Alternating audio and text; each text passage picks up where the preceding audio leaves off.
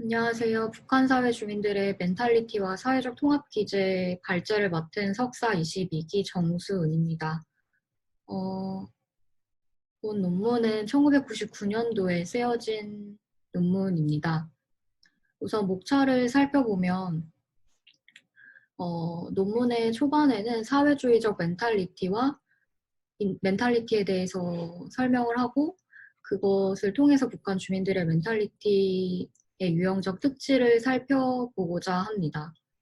또한 이 유형적 특질을 크게 세 가지로 집단주의 멘탈리티, 온정주의 멘탈리티, 또 탈식민지 자민족 중심주의 멘탈리티 이 세 가지로 나누어서 분석을 하는 것으로 이제 논문이 구성되어 있습니다. 머릿말을 보시면 그 심각한 경제 위기, 특히 식량 위기에도 불구하고 북한 주민들의 사회적 통합이 유지되고 있는 원인이 무엇일까? 그 원인이 행위 주체인 주민들의 사회적 의식과 행위를 무의식적으로 구속하고 있는 집단적인 사회 심리적 힘이 아닐까라는 어떤 연구의 문제의식을 밝히고 있습니다. 두 번째로 넘어가면 사회주의적 멘탈리티와 북한 주민들의 멘탈리티 문제인데요.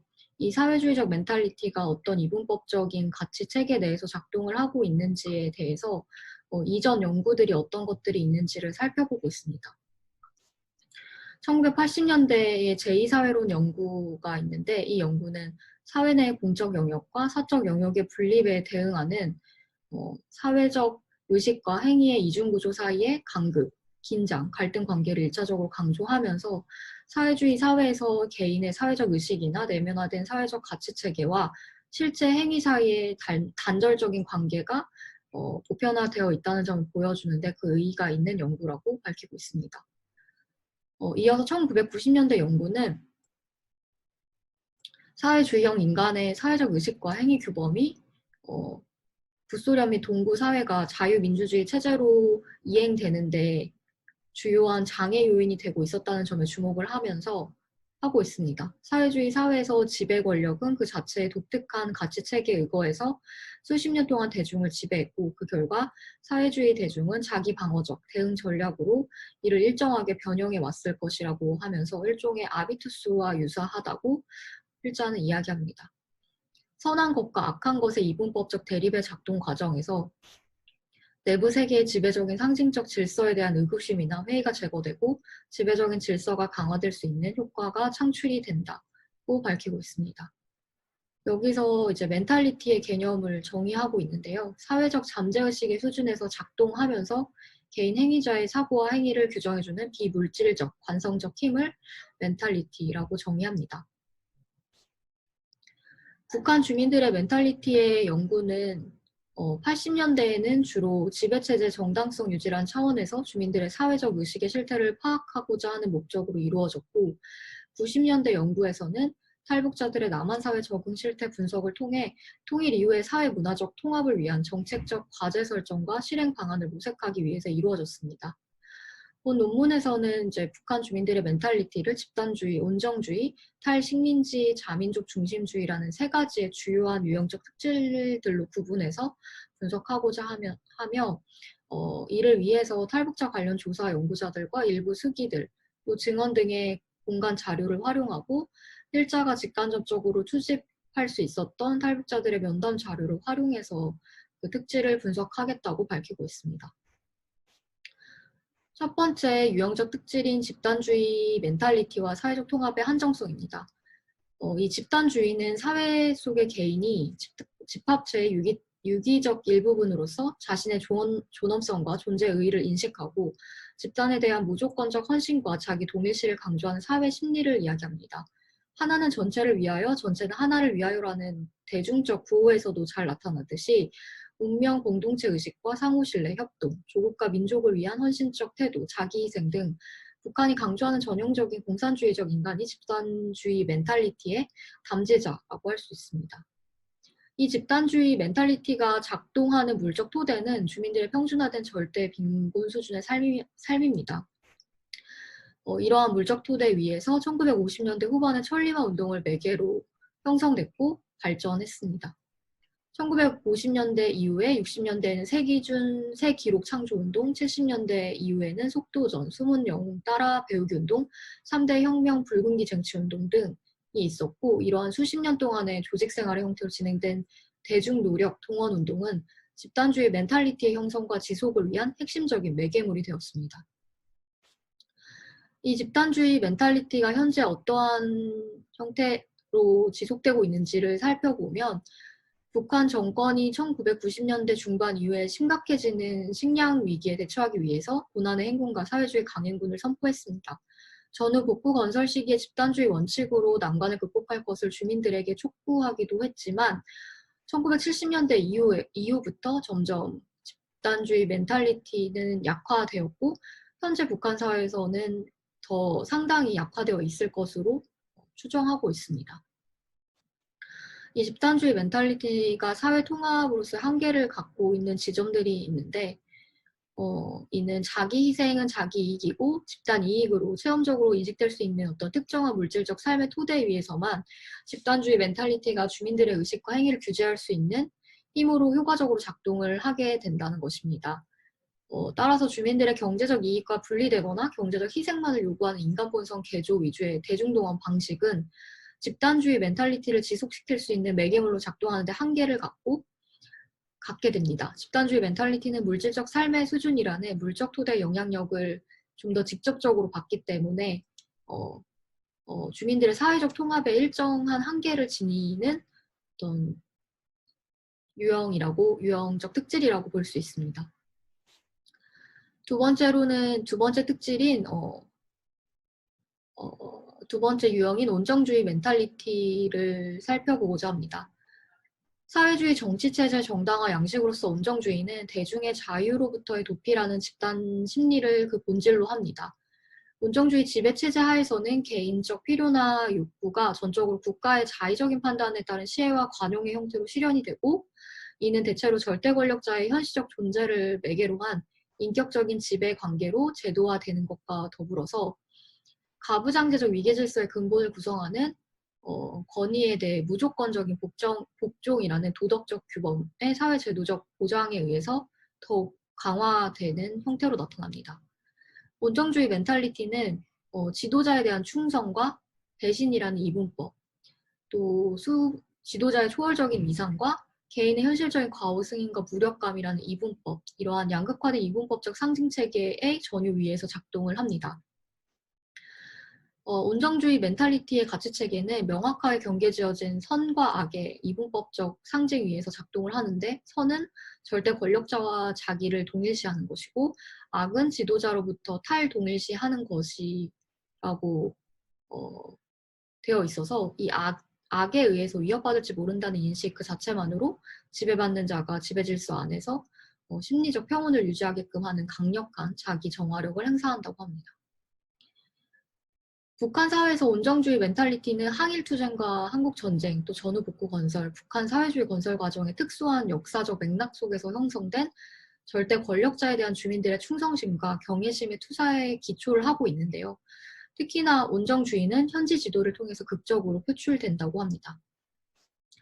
현지 지도는 온정주의 멘탈리티의 지속에 있어서 핵심적인 매개 역할을 수행해왔지만 장기적으로 볼 때 현지 지도를 통한 경제체제 운용은 주민들의 창발성을 배제함으로써 비효율성과 무력함의 노정으로 기결되게 된다고 분석하고 있습니다.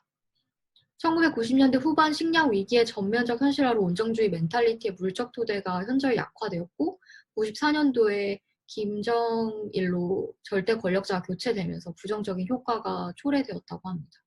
김정일 또한 김일성을 이어서 온정주의 멘탈리티 지속을 위해 현지 지도의 매개 역할에 중요한 의미를 부여하고 있지만 여전히 그 멘탈리티가 지속되고 있는지는 그 유의미한 질적 변화를 파악할 수 없다라고 필자는 지적하고 있습니다.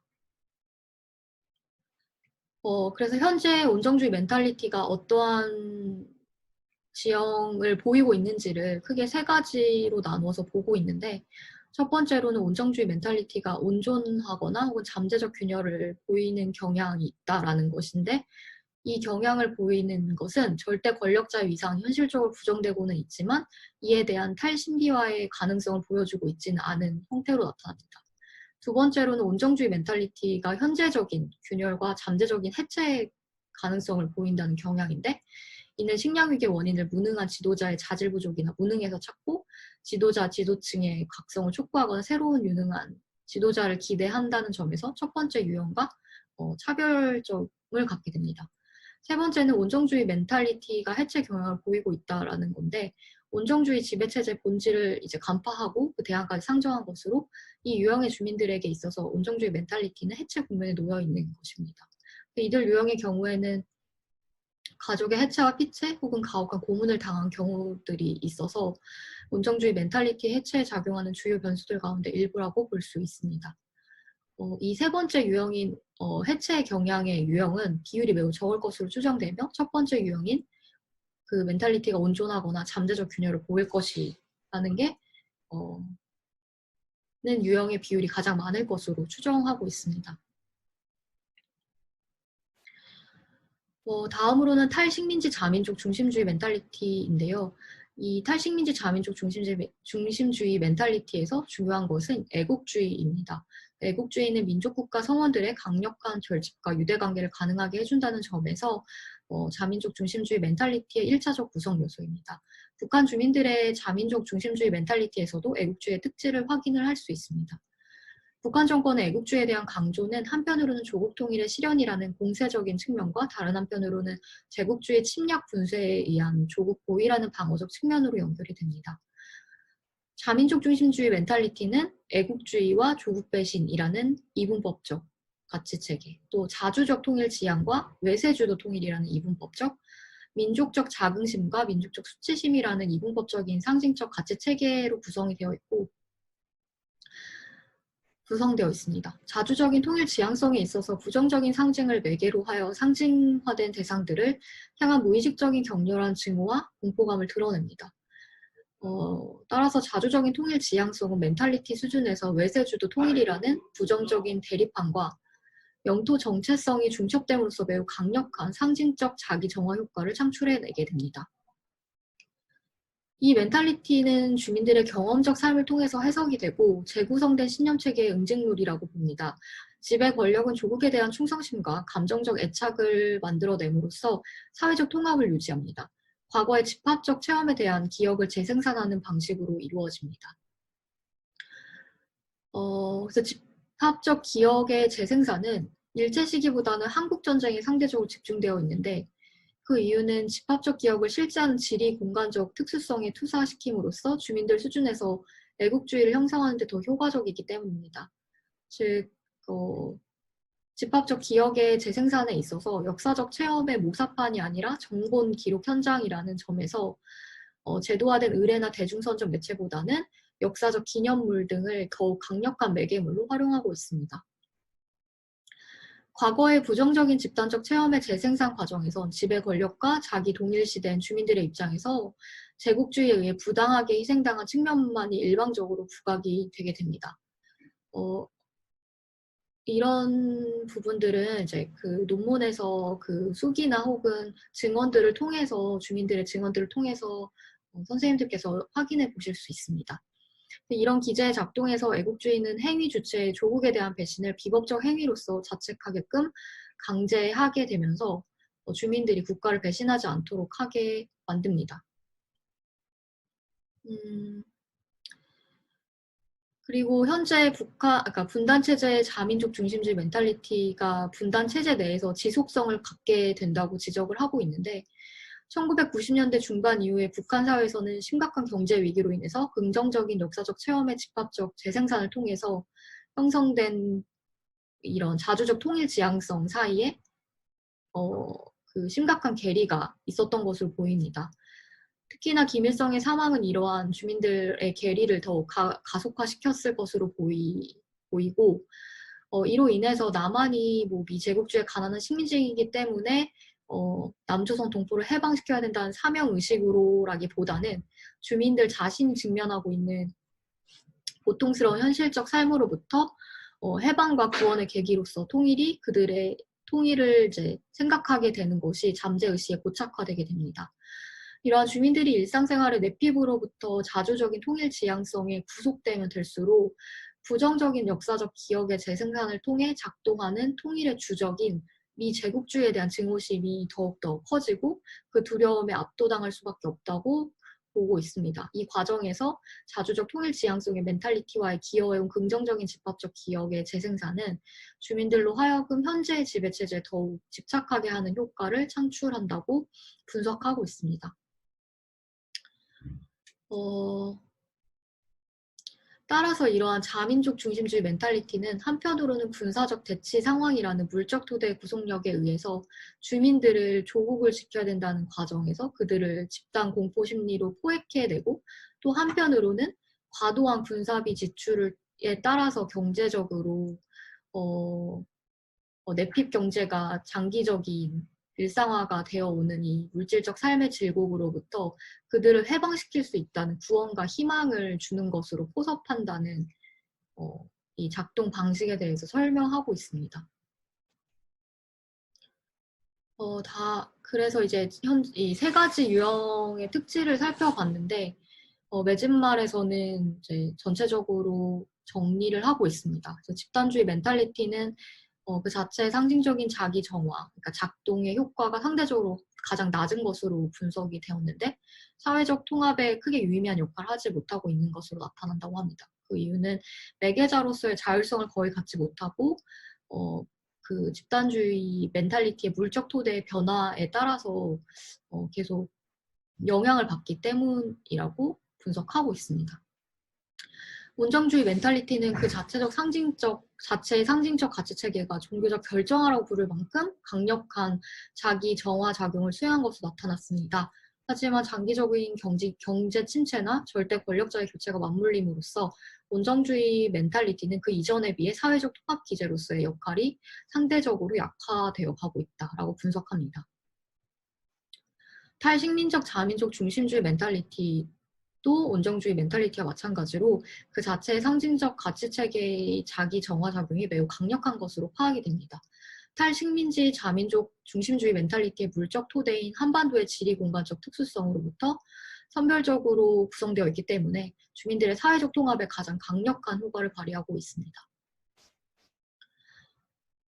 그러면서 이제 마지막으로 그 두 가지의 연구가 필요하다고 밝히고 있는데요. 첫 번째는 북한 주민들을 행위 주체로서 보고 이 북한 주민들의 자율성과 성찰적인 사회적 의식을 유보하게 만드는 요인이 무엇인지, 또 그 요인인 지배 권력 사이에서 어떤 기제에 의해서 결합시켜 주는지에 대한 연구가 필요하다고 필자가 지적하고, 한 가지 더 북한 사회의 역사적 형성 과정에 기인하는 특수성과 또 사회주의 사회의 유형적 사례로서의 북한 사회가 갖는 보편성의 문제를 결합시키는 연구, 이 두 가지의 연구가 필요하다라고 이야기하면서 논문을 마치고 있습니다. 그래서 저는 이 논문을 읽고 나서 두 가지 생각이 들었는데, 첫 번째는 이 북한 이탈 주민의 수기와 증언을 기반으로 북한 사회 내 집단주의, 온정주의, 탈식민지 민족주의를 분석하고 있기 때문에 유의미한 분석의 틀을 사용하고 있다라는 생각이 들면서도, 한편으로는 이 북한 이탈 주민들은 북한에서 벗어나서 북한 내부에서의 상황과 심리 상태를 좀 더 객관적으로 해석할 수 있는 위치가 되었기 때문에 이러한 발언들을 할 수 있었던 것이 아닌가라는 생각이 들면서, 북한 내에서 현재 삶을 살아가고 있는 주민들도 이런 사회적 심리에 대해서 생각을 하고 있을지, 그래서 어떤 분열이나 해체 조짐들을 스스로 인식하거나 마주하고 있을지가 좀 궁금해졌습니다. 그리고 한 가지 더는 이 논문이 주로 북한의 경제적 위기를 이제 그 주민들의 사회 심리적인 변화의 요인을 분석을 하고 있는데, 그 요인 외에도 영향을 미치는 다른 외부 요인들이 있지 않을까 하는 궁금증이 생기게 되었습니다. 네. 이상 발제를 마치도록 하겠습니다. 감사합니다.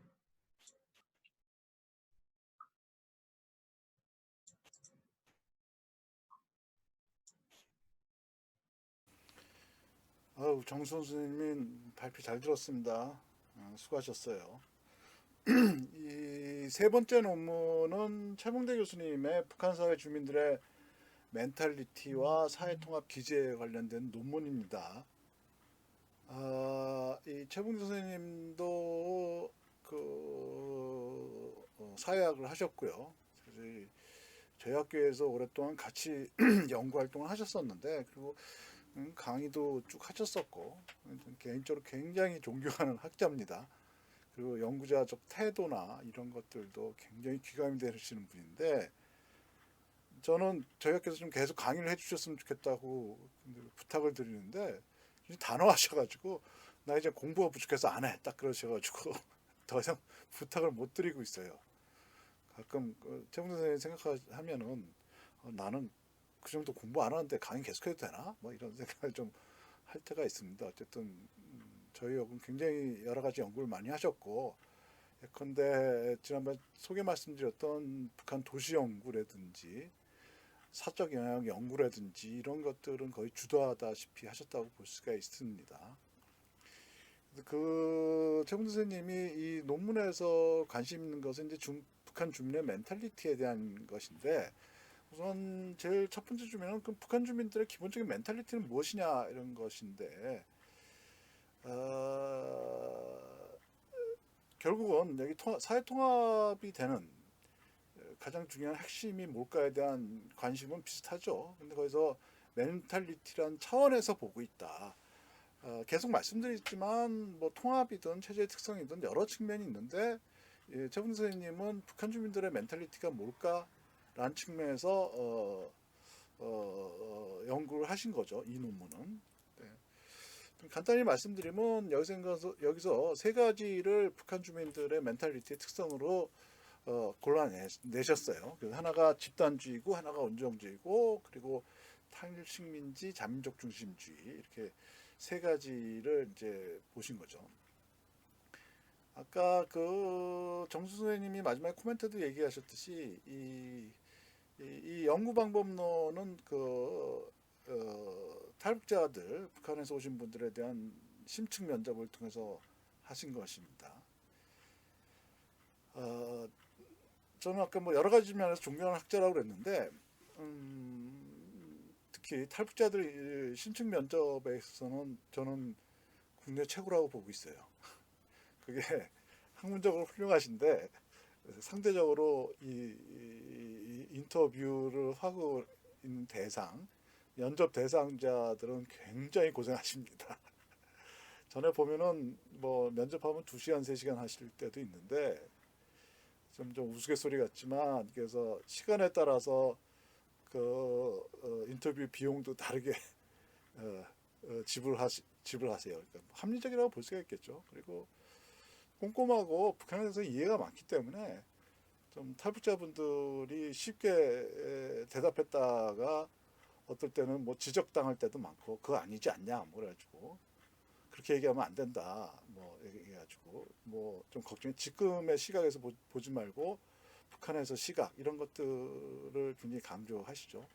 사실 인터뷰 방법이란 거는, 한국적 연구에서 인터뷰 방법은 굉장히 사실 어렵습니다. 뭐 방법론에서 자세하게 배우시겠지만, 예컨대 우리 설문지 같은 경우는 학부 수준에서 맡겨도 뭐 교육은 하겠지만 어느 정도 가능한데, 심층 면접은 우리가 대학원생 이상이어야만 된다고, 미니멈 이렇게 얘기합니다. 그러니까 그러면 면접할 때의 기본적인 지식이라든지 이런 것들이 굉장히 중요하다는 것인데, 이 면에서는 거의 완벽에 가깝지 않나 이렇게 보고 있어요. 좀 딴 얘기지만 우리가 같이 공부하고 연구하는 입장이지만 최봉대 선생님 글 볼 때마다 깜짝깜짝 놀랄 때가 있는데, 그중에 예컨대 도시 연구 하셨을 때 예전에 청진의 수남시장에 대해서 쓰신 논문이 있는데, 면접만 가지고 시장 안에 내부 구조를 다 그리셨어요. 다 그 보고 좀 감탄을 금치 못했는데, 마치 사진 찍어 온 것처럼, 실제로 거기서 살았던 것처럼, 뭐 매대들 배치, 뭐 파는데 옆에 뭐가 있고 뭐 이런 식까지 다 그리셨다는 거죠. 아무튼 대단한 학자십니다. 그리고 방법론적으로도 굉장히 꼼꼼하니까 좀 잘 보실 필요가 있어요. 물론 이건 짧은 논문이긴 있기 때문에 좀 간단하게 설명했지만, 그리고 단순히 여기 오신 분들의 얘기를 그냥 100% 받아들인 것이 아니라 그걸 인터랙션을 통해서 분명히 좀 많이 증명하셨다 이렇게 볼 수가 있어요. 그래서 그런 그 조금 뭐 우리 주제하고 상관없지만 공부하는 사람으로서 굉장히 기감이 되는 방법을 항상 고민하고 계신다. 얘기를 좀 말씀드리고 싶고요. 다시 돌아와가지고 뭐 집단주의, 뭐 온정주의, 그리고 탈식민지 자민적 중심주의 같은 경우들은 잘 설명이 돼 있죠. 그래서 어떤 특성이 있다라는 것이고, 근데 이것은 발제를 통해서도 봤고 글을 보시면 알겠으니까 뭐 참고하시면 될 것 같고, 이게 통합의 측면에서 좀 보자라는 것은 좀 다음 단계의 분석입니다. 그러니까 집단주의가 사회통합에 어떻게 영향을 미치고 있느냐, 온정주의가 어떻게 되느냐, 타식민지, 자민적 중심주의가 어떻게 되고 있느냐 이런 것들인데, 사실은 이 논문의 포커스는 그것이 무엇이다라고 하는 것이 아니라 이러한 그 북한 사회통합을 하는 최훈 선생님 보시기에 가장 핵심적인 멘탈리티 세 가지가 90년대 위기 상황에서 어떻게 바뀌고 있느냐, 이것이 제일 큰 질문이에요. 사실 그래서 포인트는 무엇이다보다는 이 논문은 뒤쪽에 가 있다고 볼 수가 있겠고, 여기서 좀 주목해 봐야 될 것은 어떻게 작동하고 활용하는가라는 것인데, 집단주의라는 게 어떤 게 만들어졌고 이런 것들이고, 온정주의라는 것, 그리고 탈식민주의, 자민적 중심주의가 어떻게 나왔느냐, 이런 것들이 어떤 조건에서 만들어졌느냐에 대해서 좀 주목할 필요가 있다는 거죠. 그러니까 어떤 조건들, 그러니까 뭐 앞에서도 계속 얘기했듯이 뭐 분단상이라든지 전쟁이라든지 사회주의 건설이라든지 이런 것들 속에서 나오는 것인데, 근데 집단주의 같은 경우는 사회주의적 특성이라고 계속 말씀을 드렸고, 그런 것들이 있고, 이제 원정주의 같은 경우는 소위 율지배 체제의 최고 지도자, 특히 수령론에서 나타나고 있는 것, 이런 걸 통해 가지고 원정주의적 접근을 하고 있다라는 것이고, 여기서 이 논문에서는 탈민식적 자민적 중심주의라고 얘기하셨지만, 아까 봤던 논문 한성호 선생님 논문 같은 경우는 이제 반미 애국주의하고 연결되는 얘기겠죠. 어쨌든 이 세 가지가 어떻게 작동되냐라는 건데, 예컨대 그 자민적 중심주의 같은 경우는 기억의 소환 이런 것들을 통해서 계속 확장시키고 반복시키고 좀 구성하고 있다 얘기할 수 있고, 만들어지느냐 이런 측면이라고 본다면, 그래서 여러 가지 작동 기제들이 있다. 그래서 의뢰 같은 것들이 있겠죠. 아까 한성원 논문에서 나왔듯이 신청 박물관에 대한 것들, 의뢰, 물론 기억시키기 위한 의뢰일 수가 있겠지만, 근데 집단주의 의뢰 이 논문에서는 그것까지는 잘 안 나왔지만, 중요해진 것이 이제 뭐 행군 뭐 이런 것이죠. 혁명사적지 행군하는 거, 이런 것들이 될 것이고, 물적 조건 같은 것이 나옵니다. 물적은 그러니까 복지 이런 거, 앞에 논문에서 복지라고 얘기할 수가 있겠고, 이런 것들이 나올 수가 있겠고, 뭐 의뢰에서는 여기서 굉장히 강조하고 있는, 온정주의 쪽에서 강조하고 있는 현지 지도 이런 것들이 되겠죠. 뭐 이거 말고도 뭐 이벤트라든지 교육이라든지 이런 것들 통해 가지고 집단주의와 온정주의 그리고 탈식민지 자민적 중심주의들이 작동하고 혹은 활용되느냐, 이런 것들이 어떻게 활용되느냐, 이런 것까지 좀 얘기를 하고 있다는 거죠. 그래서 뭐 집단주의에서 나온 거예요. 여기서 이제 최봉 선생님 굉장히 이중적 구조를 굉장히 비판적으로 보시고 있는데, 이중적 구조는 앞에 우리 얘기했던 제2사회론적인 생각을 많이 좀 가져오신 것 같아요. 그러니까 어떤 면에서 집단주의고 어느 쪽에서 차별주의고 막 이런 것들이죠. 근데 그런 것들이 결합되면서 어떻게 보면 이율 배반적인 것 같지만 현실에서는 그게 작동하고 있다 이런 것이죠. 이것들. 그래가지고 빈곤 자체가 일상화되면서 또 역으로 평균주의적인 생각 이런 것들이 가게 된다는 거죠. 이 논문에서 계속 얘기하는 게 좀 이중적인 것들이 있다. 집단주의와 개인주의, 그 개인 희생 이런 것들이 되는 거죠. 그러니까 개인의 자유와 개인의 희생 이런 것들을 구별 잘 못하는 것도 사실은 집단주의하고 좀 연결되어 있다고 볼 수가 있어요.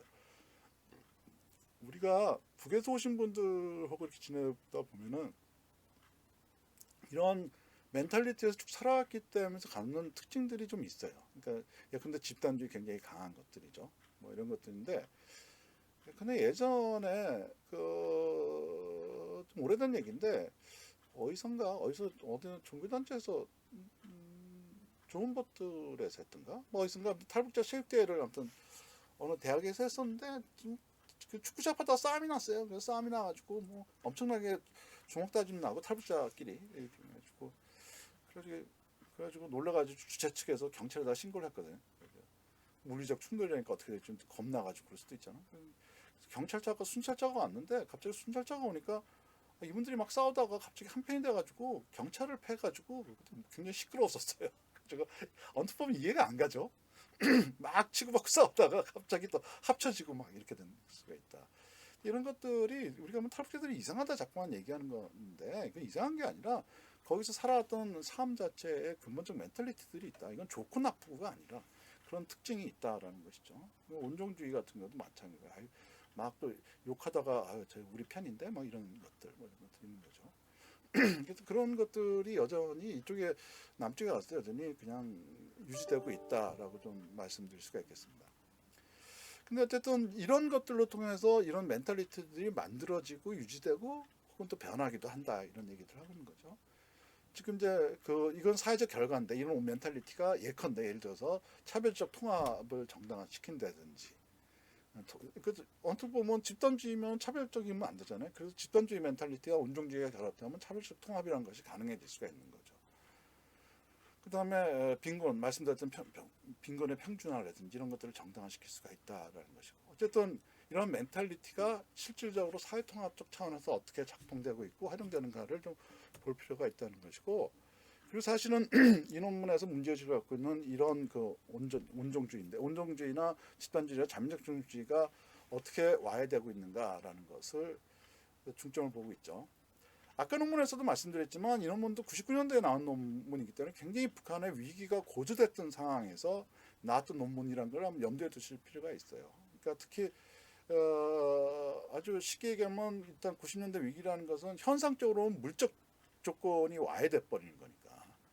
근데 그렇게 됐을 때 예컨대 집단주의부터 무너질 가능성이 있죠. 왜? 왜냐하면 우리 식구들이 굶어 죽고 있는데 거기서 집단이 없어지는 거죠. 그러니까 개인보다는 집단을 중요시했던 그 멘탈리티였는데 이런 것들이 현실의 어려운 물적 조건을 처하면서 와해될 수밖에 없다라는 것이고 온종주의 같은 경우는 이게 이제 이 글에서는 간단하게 좀 얘기하고 있지만 소위 그 온종주의라는 건 수령론하고 연결되어 있는데 이게 김일성에서 김정일로 넘어가게 됐을 때 어떻게 되겠냐라는 거거든요. 약할 수밖에 없지 않냐라고 보는 것이 최근대 교수님의 생각인 것 같아요. 물론 북한에서는 그것인데 현지 지도라는 것을 연속적으로 그러니까 북한에서 현지 지도는 굉장히 중요합니다. 그러니까 왜 중요하냐면 역으로 보면 이런 온종주의라는 거라든지 이런 것들을 유지하기 위해서도 굉장히 중요하다는 거죠. 이건 지금 김정은 위원장한테도 계속 가고 있으니까 이런 형식이나 그러니까 일종의 그것도 크게 보면 리추얼 의례라고 볼 수 있겠는데 이런 것들이 유지되면서 가고 있다.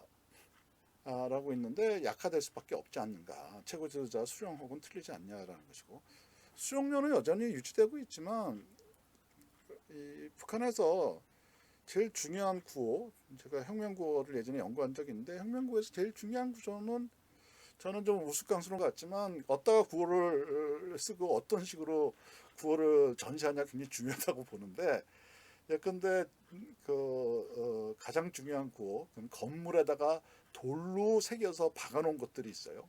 그건 고치기 어렵죠. 그러니까 전 제일 낮은 수준의 구호는 베니어판에다가 페인트를 쓴 건데 그냥 지우고 다시 쓰면 되는 거니까.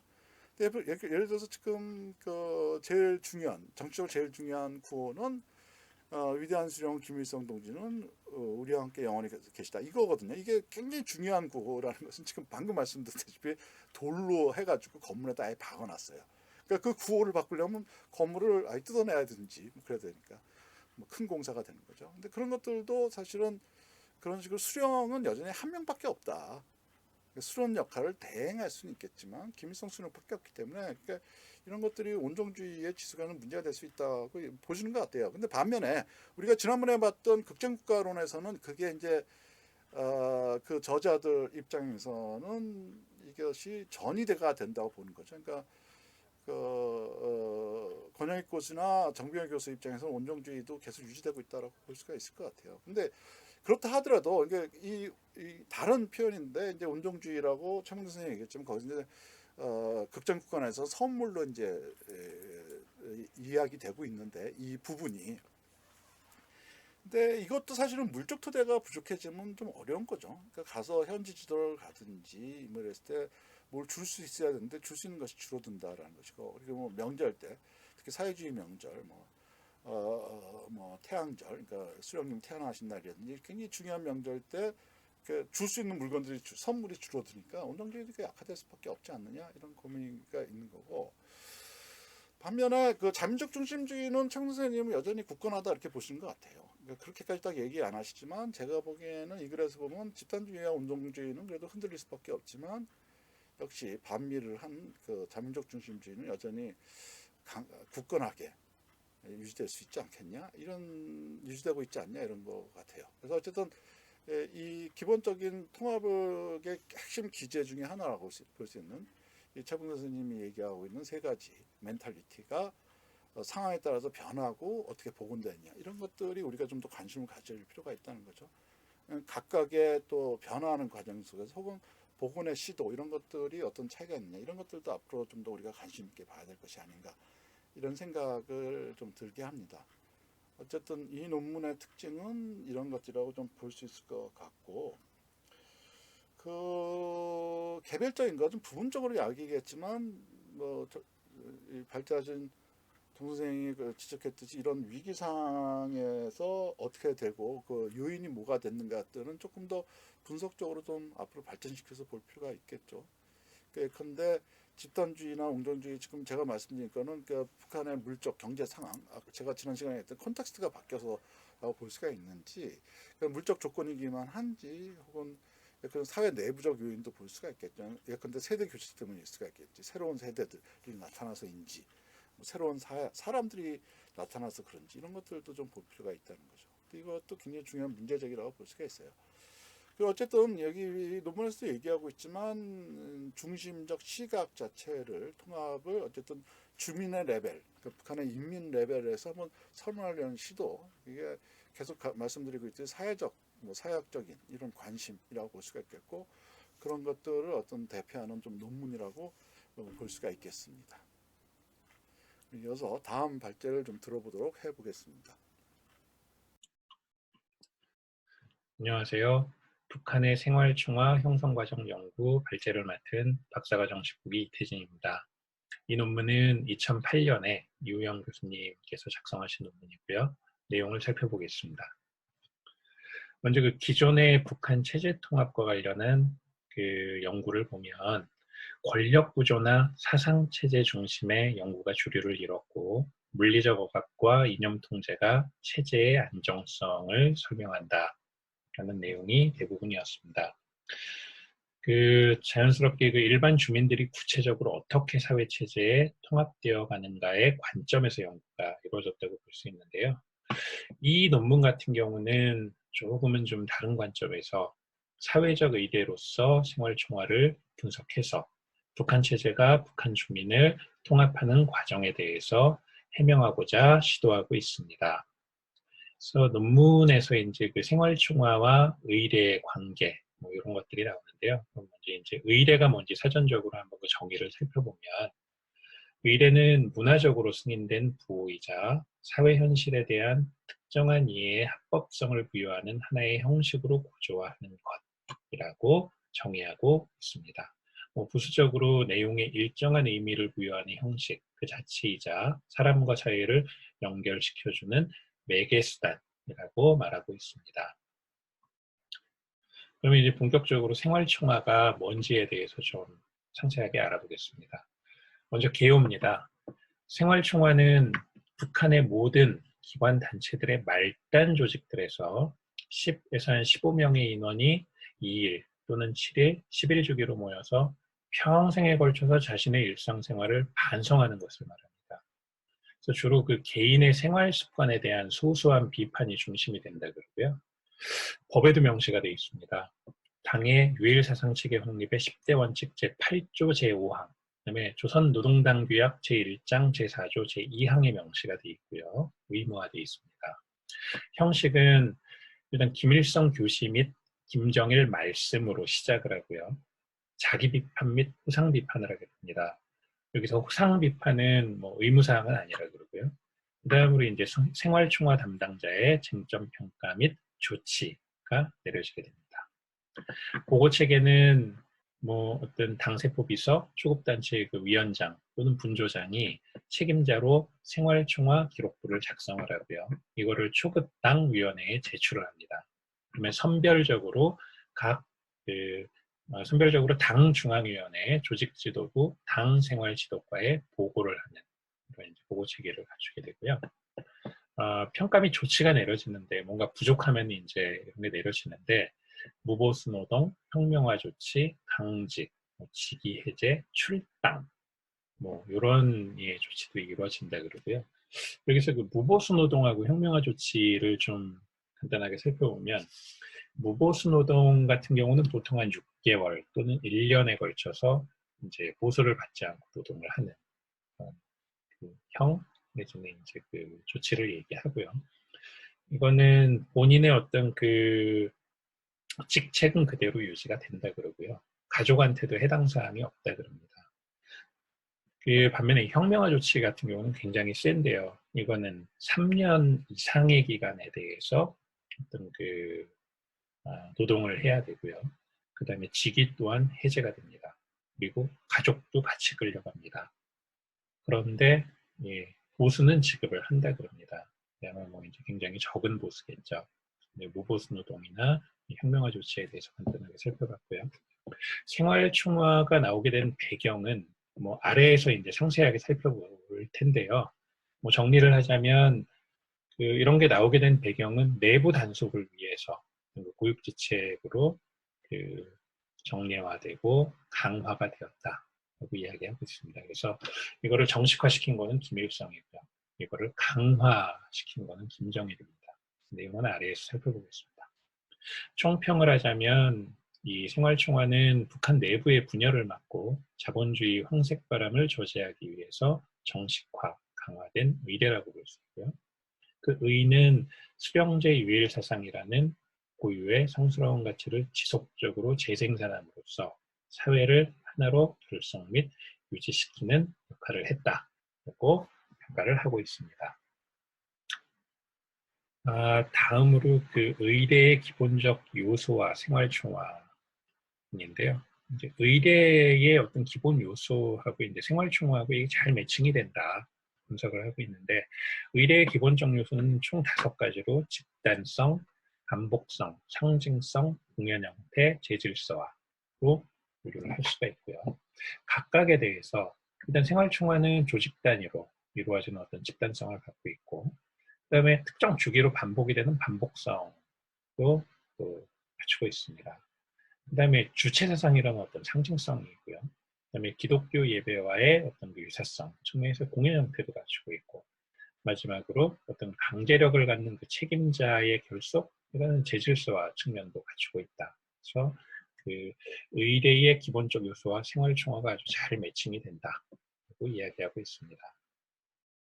이제부터는 이제 생활총화에 대해서 이제 그 좀 구체적으로 세부적으로 들어가 볼 텐데요. 조직 단위입니다.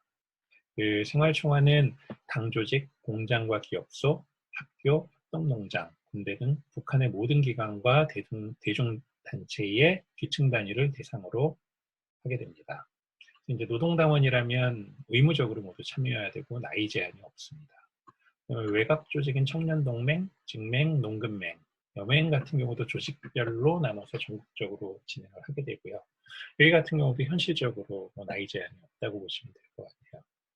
근데 이제 뭐 논문에서 그 탈북자 관련한 이제 그 인터뷰 내용이 나오는데 그분 같은 경우는 이제 70살이 넘어가니까 그 생활총화의 의무를 면해줬다라는 내용이 나오니까 뭐 그런 것도 참고하시면 될 것 같고요.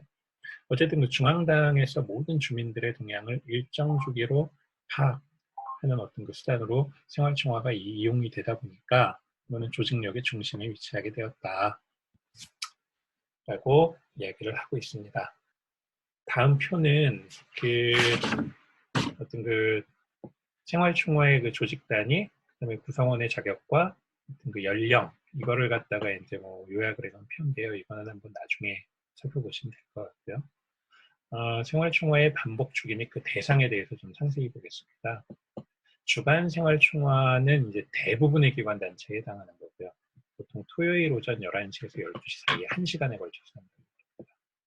그다음에 이 2일 생활총화 같은 경우는 당 중앙위원회 조직부, 선전부, 경제부 중요한 어떤 그 부서들, 그다음에 행정부서의 외교부 계통, 38호실 및 그 산하 총국, 문학, 예술 부문 등 사상적으로 오염되기 쉽거나 다른 사람의 사상에 영향을 끼치기 쉬운 부서를 대상으로 하게 됩니다. 그래서 아침 8시 반부터 9시 반까지 여기도 이제 1시간 하게 되고요. 그 다음에 농근맹 같은 경우는 농민들의 법적 휴식일이 10일 간격이기 때문에 이제 10일 단위로 생활총화를 하게 되고요. 소년단 같은 경우는 한 달에 한 번 합니다. 월간 한 달이고요. 그래서 이거하고는 별도로 모든 기관 단체들은 월간, 분기, 연간에 걸쳐서 또 총화를 해야 됩니다. 뭐 너무 이렇게 저 거미줄처럼 촘촘하게 이렇게 빠져나갈 수 없게 이렇게 구성이 되어 있다는 생각이 들고요. 이거는 생활총화의 형성입니다. 그 전에 생활총화하고 이제 총화를 뭐 간단하게 구분을 하는 내용이 있는데요. 그 총화라는 거는 일반적으로 생활총화보다 이제 광의의 개념으로 쓰인다고 생각을 하시면 되고요. 그리고 내용도 조금 다릅니다. 사업이나 생활의 진행 정형과 그 결과를 분석하고 결속 지으며 앞으로의 사업과 생활에 도움이 될 만한 경험과 교훈을 찾는 것, 총화를 정의를 하고 있고요. 예를 들어서 직장 총화나 작업반 총화가 있는데 이거는 일과 마감 전에 하루의 행정 업무를 총결짓는 회의, 좀 업무회의 성격인 것 같고요. 생활 총화는 그냥 뭐 자기의 소소한 어떤 반성 같은 거 하는 거니까 이제 내용이 좀 총화하고 생활 총화는 다르다고 보시면 될 것 같습니다. 생활 총화의 이제 정식화 부분인데요. 이거는 앞서 얘기 드렸듯이 이제 1960년대 이제 김일성이 생활 총화를 정례화하는 내용이 되겠고요. 1962년에 이제 김일성이 그 생활 총화를 의대화 및 이제 그 정식화라고 지시를 하면서 이렇게 됐고, 이게 이제 동맹단체로까지 의례로 정착을 하게 된 거는 1970년대 초라고 이야기하고 있습니다. 이렇게 된 배경은 현대 수정주의에 대항하기 위해서 흔히 내부 단속용으로 정식화시킨 측면이 있고, 1956년도에 시작된 그 천리마 운동하고 결합됨으로써 사회주의 건설을 촉진시키는 데 일조했다라고 의의를 평가하고 있습니다. 그래서 이 시대적인 배경 관련한 내용들은 후르시초프의 세 가지 평화론과 현대 수정주의 등 이런 내용들은 발제문을 나중에 참고하시면 될 것 같습니다. 김일성이 정식화시켰다면 이제 이번에는 생활총화를 강화한 이제 김정일의 얘기가 나오는데요.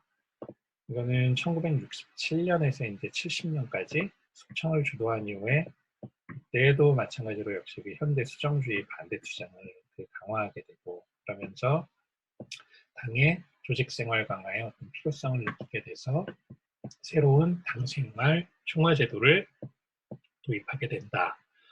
그래서 처음에는 문학예술 분야 안에서 실시를 했지만 그 이듬해인 73년에는 전당으로 확대가 이루어지게 됩니다.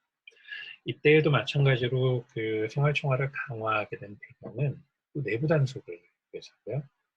그 국제 정세가 좀 변화가 있었기 때문에 이제 그 조치를 취하게 된 건데요. 여기도 마찬가지로 뭐 닉슨 독트린, 그다음에 뭐 대탕트 외교, 그다음에 남북 대화를 해야 되는 어떤 분위기에서 경제 중심 납치되면서 남북 대화가 중단이 되고 뭐 이런 내용들이 나옵니다. 이건 천천히 한번 읽어보시면 될 것 같고요. 그래서 결국에 이제 새로운 당생활 총화를 전당에 확대 실시하기로 결정을 하게 되고, 흥미로운 부분이 이 생활 총화와 3대 혁명 소조 운동이 굉장히 밀접하게 관련된 정책이었다는 평가인데요. 그 김정일의 3대 혁명 소조 운동은 중간 간부들에 대한 어떤 당적 통제와 군중 노선 강화 조치다. 고 이야기를 하고 있는데, 그때 그 당, 행정, 고위기관의 보고 체계에 새로운 보고 체계를 확립하게 됨으로써 김정일의 지도력이 더욱 강화되며 세계 구도를 공고하는 데 기여를 했다고 평가를 하고 있습니다. 마지막으로 생활총화의 변천 과정인데요. 이거는 대부분 뭐 앞에서 그 이야기를 드렸던 부분하고 내용이 겹치기 때문에 간단하게 좀 언급 안 된 것만 살펴보면, 그 1962년에서 74년이 그 생활총화가 제도화되는 시기인데요. 이때 이제 생겼던 문제가 그 생활총화 그 단위 개편 작업 중에 그러니까 중복가입 문제가 부각이 되게 됩니다. 그래서 그 동맹생활 단일화 정책을 펴게 되고요. 그래서 당원들은 당 조직 생활에만 참가하고 비당원들은 동맹단체 조직들 가운데 하나의 조직에만 속하도록 조직생활 체계를 개편을 하게 됩니다. 그래서 결과적으로는 동맹단체 조직생활 체계 단일화를 통해서 동맹들의 조직생활은 조직 특성에 맞게 정교화되고 규범화됨으로써 북한의 사회통합에 더 많이 기여하는 의례가 되었다라고 평가를 하고 있습니다. 생활총화 형성 과정과 사회통합을 보면 뭐 상식적으로 의례에 참석하는 조직 단위가 작고 반복 주기가 짧을수록 당연히 이제 그 강제하는 강제력이 강해지니까 사회통합의 어떤 기여도는 상승을 하겠죠, 표면적으로. 그래서 1962년 초창기 생활총화 이후에 74년 제도화 시기까지 그 사회통합 기여도가 극대화되었다고 평가를 하고 있습니다. 마지막으로 결론입니다. 결론에서 일단 뭐 생활총화를 김일성, 김정일 부자가 만들어낸 우리식 사회주의의 정수라고 평가를 하고 있고요. 뭐 저는 좀 시니컬한 평가로 느껴지는데 그 핵심 내용은 주체사상이고 시행착오와 경험이 축적되어 국가를 통제하기에 알맞게 만들어진 제도였다. 그리고 전 세계 그 어디에서도 유사 사례를 찾아볼 수가 없다고 평가를 하고 있습니다. 의례는 성스러운 가치의 재생산과 사회통합에 기여를 하게 되는데 생활총화는 수령제 유일사상의 재생산을 통해 북한 사회를 하나로 결속시키고 유지시켜주는 데 기여했다라고 평가를 하면서 논문은 끝나게 되고요. 그 아래 그 코멘트는 하나는 제가 논문을 읽으면서 이제 느꼈던 부분, 또 하나는 토킹 포인트로 같이 토론을 한번 해보면 어떨까. 또 좋고 시간 관계상 코멘트는 별도로 관점을 통해서 읽어보시는 걸로 하고 만 마치도록 하겠습니다. 경청해 주셔서 감사합니다.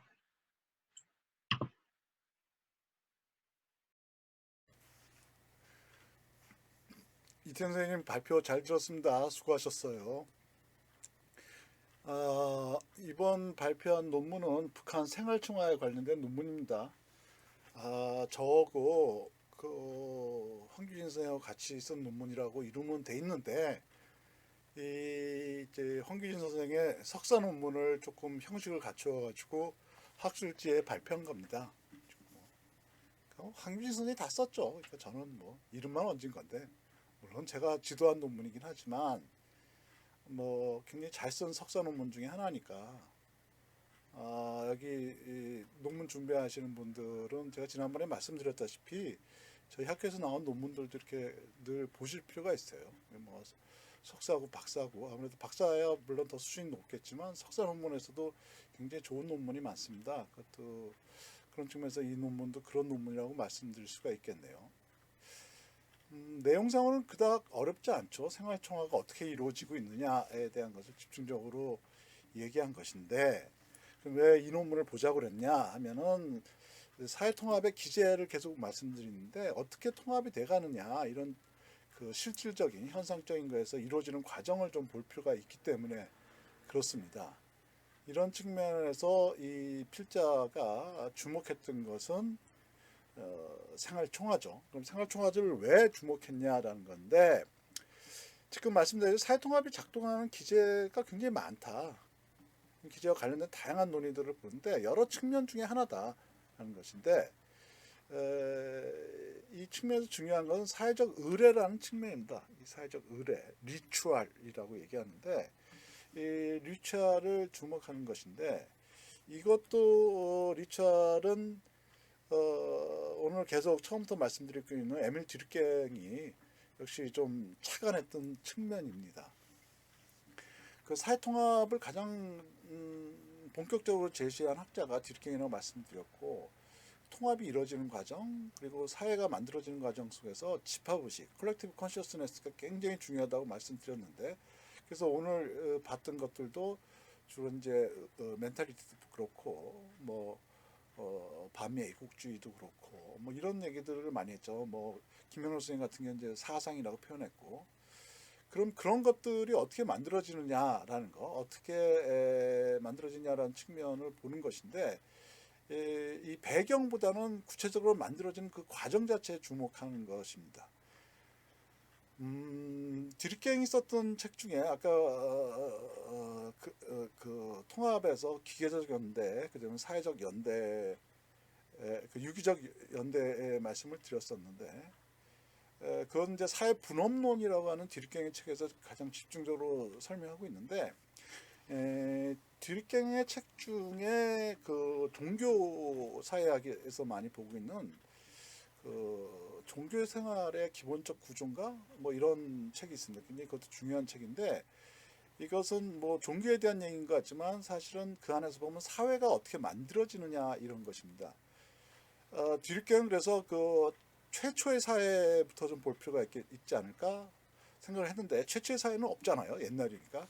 그래서 오스트레일리아인가 가지고 원시 부족에 대해서 연구를 했어요. 그래서 보는데 거기서 이제 중심을 봤던 것은 뭐냐면 여러분들이 뭐 원시 부족이나 뭐 이런 거 보실 때 영화에서도 많이 나타나는 것인데 이제 사냥을 하잖아요. 사냥을 해가지고 고기를 그냥 먹는 게 아니라 사냥을 한 걸 갖다 놓고 그거를 그러니까 그 원시 부족의 이제 종교 지도자라고 할 수가 있겠죠. 우리식으로 표현하면 무동이라든지 이런 사람이 나타나가지고 그걸 가지고 그 의식을 치릅니다. 가지고 뭐 자신들이 믿는 신이라든지 뭐 이런 데 바친다 이런 거 하죠. 뭐 어디나 다 비슷합니다. 뭐 그런 것들인데 거기서 그 과정을 보니까 그러니까 그 사냥한 것들을 가지고 뭐 재단 같은 걸 만들어 가지고 뭐 봉헌하는 걸 수가 있고 바친다고 볼 수가 있고 그런 식으로 하면서 절차를 가지고 거기서 이제 드리깡인데 뭐 노래도 부르고 우리 지금 이제 요즘 식으로는 기도 같은 것도 하고 그러겠죠. 종교 의식을 치르면서 일종의 그 개인을 떠나가지고 집단 구성원으로서의 상태가 된다는 거죠. 그러니까 뭐 집단적 흥분 상태, 흥분이 나쁜 뜻이 아니라 그럼 엑스타시 상태에 들어가면서 이제 개인에서 분리된 집단의 성원의 하나가 된다고 얘기하고 있는데 그래서 이 측면 그 과정 지금 말씀드렸던 종교력 의례 과정인데 그런 걸 통해 가지고 개인에서 공동체로 혹은 집단으로 혹은 사회가 되는 과정이다. 그래서 사회의 출현과 맞물려 있다고 보는 거죠. 그 과정을 우리가 리추얼이라고 얘기합니다. 그러니까 집합의식이 만들어지는 것이 그냥 만들어지는 것이 아니라 디르갱이 주목했던 그리고 의례를 중요시하는 사람들은 어떠한 그 절차를 통해 가지고 과정이 있다는 것이고 그래서 집합의식이라는 것이 통합의 중요한 그 기반이 되는데 그런 것들이 발현되는 과정 혹은 그 다시 강화되는 과정으로서의 의례를 좀 봐야 된다는 주장들이죠. 의례 연구는 그래서 굉장히 사회학에서 많습니다.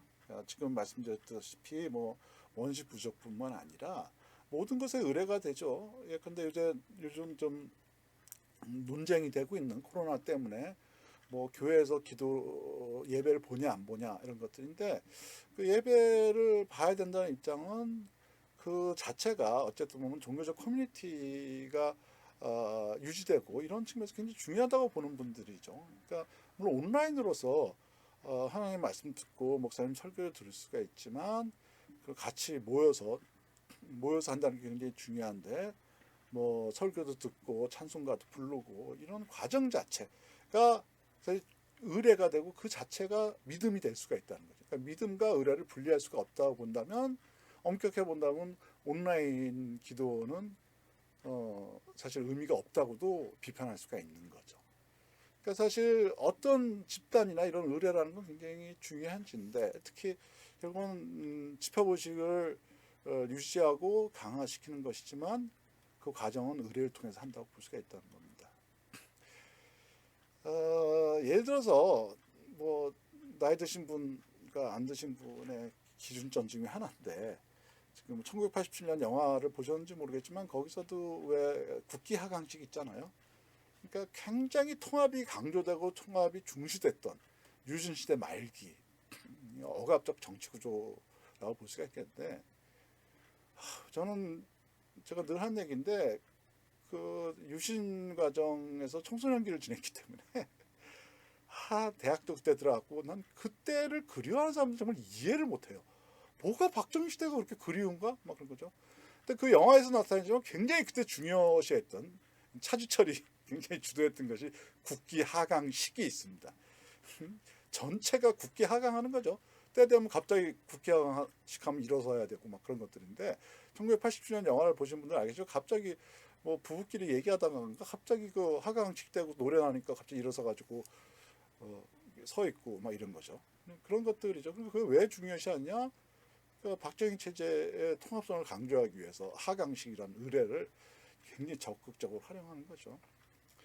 요즘은 거의 없어졌지만 예전에 학교에 있었던 조회 시스템.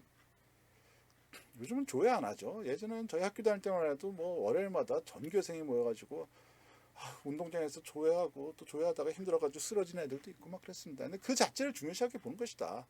그러니까 다양한 의례들이 있다. 그래서 뭐 하강식도 있고 전교생이 모여서 아침마다 조회하는 것도 있고 그런 것들이죠. 다 그게 결국은 그 집단의 구성원들을 단합시키고 어떠한 의식을 불러일으키는 그런 과정이라고 볼 수가 있다. 이게 이제 그래서 사회 통합이나 이런 면에서 굉장히 중요시 여기게 됩니다. 이것은 크게 이제 공유된 가치와 연결되어 있고 그다음에 제도와 문제와 연결되어 있습니다. 그러니까 공유된 가치가 발현돼야 되고 뭐 국기하강식이다라는 것이 형태지만 그것을 통해 가지고 그 유신 체제를 정당화 혹은 국가주의 박정희 중심의 국가주의적 가치를 확산하고 이런 것들이 되겠죠. 그래서 이런 것이고 뭐 지금 말씀드렸던 기도라는 것도 역시 그런 맥락에서 볼 수가 있다는 거죠. 그러니까 믿음 뭐 그런 것인데 이거는 뭐 기독교뿐만 아니라 다 마찬가지죠. 그래서 뭐 거기 안에서 보면 뭐 찬송가도 있고 뭐 춤추는 것도 있고 막 그렇습니다. 우리는 뭐 찬송가에서 춤추는 거 별로 없는데 미국 같은 경우는 그 찬송가에서도 춤도 추고 그러잖아요. 예전에 제가 알던 독실한 불자가 계셨는데 예전 얘기예요. 요즘은 안 그런데 제일 부러운 게 기독교에서 찬송가라고 그러더라고요. 그랬더니 최근에는 불교에서도 그 참불가를 합니다. 그래서 워낙은 없었던 것인데 이건 좀 복잡한 얘기예요. 저는 개인적으로 절에서 참불가 부르는 건 좀 우습다 이런 생각을 좀 하는데 안 맞는다 생각하는데 요즘은 다 하죠. 종교도 경쟁이 되다 보니까 쫓아가고 그런 것들이 많습니다. 어쨌든 노래도 있고 춤도 있고 여러 가지 있습니다. 뭐 기도도 있고 설교도 있고 아까 얘기했던 국기 하강식 조회 집단적인 행위 뭐 이런 것들이 다 포함되는데 이런 것들이 제도화되면서 어쨌든 그 사회통합에서 핵심적 기제로 작동하고 있다는 것입니다. 어쨌든 그런 것들이 이제 제도화되면서 어떤 집단이나 사회에서 지금 통합의 중요한 핵심이 되는데, 그러니까 다 절차가 있죠. 뭐 우리 제사 지낼 때도 그러잖아요. 뭐 절을 2번 한다든지, 뭐 음식을 어떻게 놔야 된다든지, 다 이런 것들입니다. 제도화되면서 사회적 의례라는 것이 만들어진다라는 것이고 작동하게 된다라는 것입니다. 북한이 사회통합이 돼 있다라고 본다. 북한이 사회통합이 어떻게 돼 있냐라고 보면 지금 그런 기제가 여러 가지가 있을 텐데 아까 말씀드렸다시피 뭐 방학도 안에 학생들이 혁명사직지 행군하는 것 이런 것들도 중요한 의례 중에 하나라고 볼 수가 있겠죠. 지금 숭실대학에 계시는 조은희 선생님 같은 경우는 박사학위 논문이 그 답사 행군에 대해서 의례적 측면에서 논문을 쓴 겁니다. 그 논문도 굉장히 재밌는데 어쨌든 그런 것들이 하는데 이 논문에서는 그 중에서 주목하는 건 총화라고 말씀드릴 수가 있어요. 왜 총화에 대해서 주목하느냐? 이태리 선생님이 마지막에 최근에 총화도 잘 안 이루어진다고 얘기하는데 전체적으로 총화가 좀 느슨해진 건 맞죠. 아까 거리두기 때문이 아니라 특히 이제 2000년대 이후에도 총화가 굉장히 전체적으로 느슨해졌는데 사실은 그 북한이 만들어진 이후로 이 생활총화는 모든 인민들이 참여해야 되는 기본적인 의례입니다. 예전에 우리가 농담처럼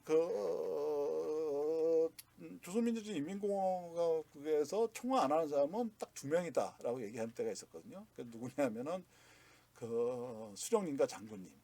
김일성과 김정일 빼놓고는 100% 총화를 해야 된다. 지고와에 상관없이 기본적으로는 일주일에 한 번씩 해야 되는 것들이죠. 근데 거기 보면 거기서 여러 가지 토론도 하고 새로운 것들도 토론도 하고 혹은 자기 반성 같은 경우를 하는 거죠. 그래서 자기 반성하는 것이 있고 뭐 자아 비판을 하고 우리가 좀 비판적으로 했지만 자기 반성이라고 볼 수가 있어요. 그렇죠. 반성인데 이것도 뭐 지금 북한에서 있는 것이 뭐 특수한 것이냐 그렇지는 않습니다. 그래가지고 보면 기독교에서도 여러 가지 이런 유사한 것들이 있습니다. 아마 이 논문에서 워낙 굉장히 워낙 석사 논문에는 감리교에서 했던 초창기 감리교에서 했던 이런 여러 가지 의례들을 비교하고 있습니다. 그러니까 일주일 만에 동안에 그동안에 내가 뭘 잘못했나, 믿음 체계에서 뭘 반성해야 되느냐, 뭐 이런 얘기들을 했던 것들이 감리교에 있었더라고요. 그래서 그런 거고 비교하면서 이 통합 유지에서 의례로서의 총화 이런 것들이 어떻게 작동하고 있는지를 좀 얘기하고 있는 것이죠. 그래서 이 논문에서 제가 좀 강조하고 싶은 거는 통합이라는 것이 큰 레벨에서 아니라 실질적인 일상에서 어떻게 유지되고 강화되느냐 이런 것들을 볼 필요가 있겠고 방금 말씀드렸다시피 북한 인민들은 99.9% 다 총화에 참가하고 그리고 대상뿐만 아니라 계속 주기적으로 하고 있기 때문에 이런 것들을 우리가 주목해 볼 필요가 있다는 것입니다. 뭐 현실에서 안 그런 경우도 있다고는 얘기하지만 예컨대 총화에서 가면은 정말 시체말로 그냥 계급 띄고 다 얘기하는 거거든요. 그러니까 뭐 당 위원장이라든지 그런 건 상관없어요. 상호 비판하고 막 이러면서 하는 것인데 이런 것들이 결국은 사회 통합, 북한의 통합을 만들어주는 굉장히 중요한 기제다 이렇게 볼 수가 있다는 거죠. 그러니까 어쨌든 이런 다양한 의례뿐만 아니라 다양한 차원에서 기제를 좀 볼 필요가 있겠다. 그러면서 그래서 하나의 사례로서 이건 굉장히 일상에서 구체적인 얘기들을 해가지고 결국 통합 논의를 어떻게 연결시킬 수 있을까?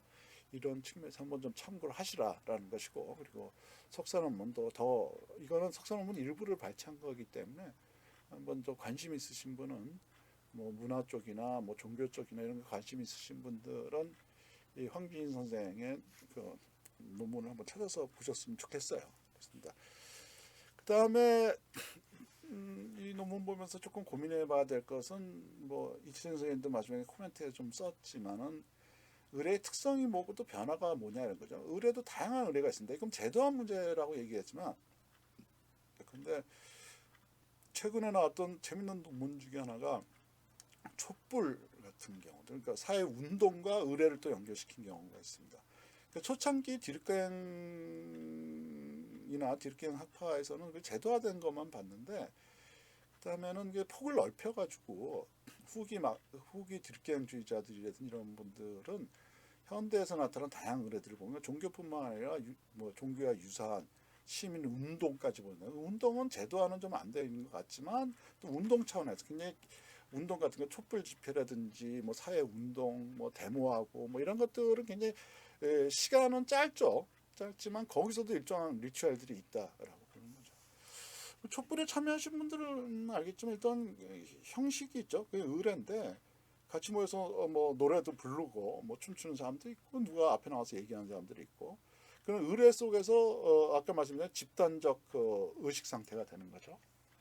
근데 예전에부터 우리 데모할 때 우리 데모 노래라고 그러는데 그런 노래들이 있습니다. 그런 것들이 오면은 노래를 같이 부르면서 그런 의례를 통해서 생각이 막 뭐 고조되고 그런 거죠. 그러니까 고조시킨다는 것이 꼭 자극한다는 것이 아니라 좀 그렇습니다.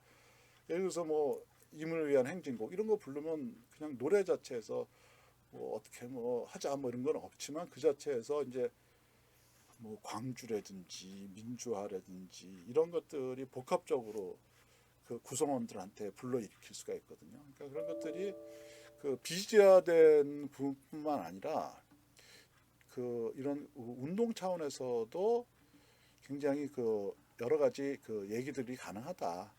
이런 말씀을 좀 드릴 수가 있을 것 같아요. 의례의 특성이 뭔가, 그러니까 제도화뿐만 아니라 비제도화인 것. 그러니까 북한 문제에서 보면 지금 여기서는 이제 총화라는 기제, 의례를 얘기하고 있지만, 아니면 아까 얘기했더니 박물관 가는 거, 뭐 답사하는 것 이런 것들, 혹은 뭐 집회하는 것 자체, 대규모 집회하는 것들, 뭐 카드 섹션이라든지 크게 보면은 뭐 대집단 체제와 공연 예술, 뭐 아리랑이라든지 뭐 이런 것들, 뭐 다 의례라고 볼 수가 있고 의례 측면에서도 볼 수가 있거든요. 그런 면들의 특성이 뭘까? 북한적 의례의 특성은 뭐고 그런 것들이 어떻게 통합에 연결시키고 있는가 이런 것들 성과, 효과 이런 것까지 좀 볼 필요가 있겠고 그리고 마지막은 아무튼 이런 것들이 어떻게 변화하고 있냐는 거지. 그러니까 생활총화가 얼마큼 변하고 있는가. 제가 느슨해졌다고 그러는데 과거에는 90.9% 참가했는데 생활총화에서 참가를 안 하는 사람들도 있다. 땡땡이 친다든지 누굴 대리시킨다든지 뭐 이런 것들 자체는 결국은 통합 기제 자체가 헝클어지고 있다든지 혹은 변화하고 있다는 것이죠.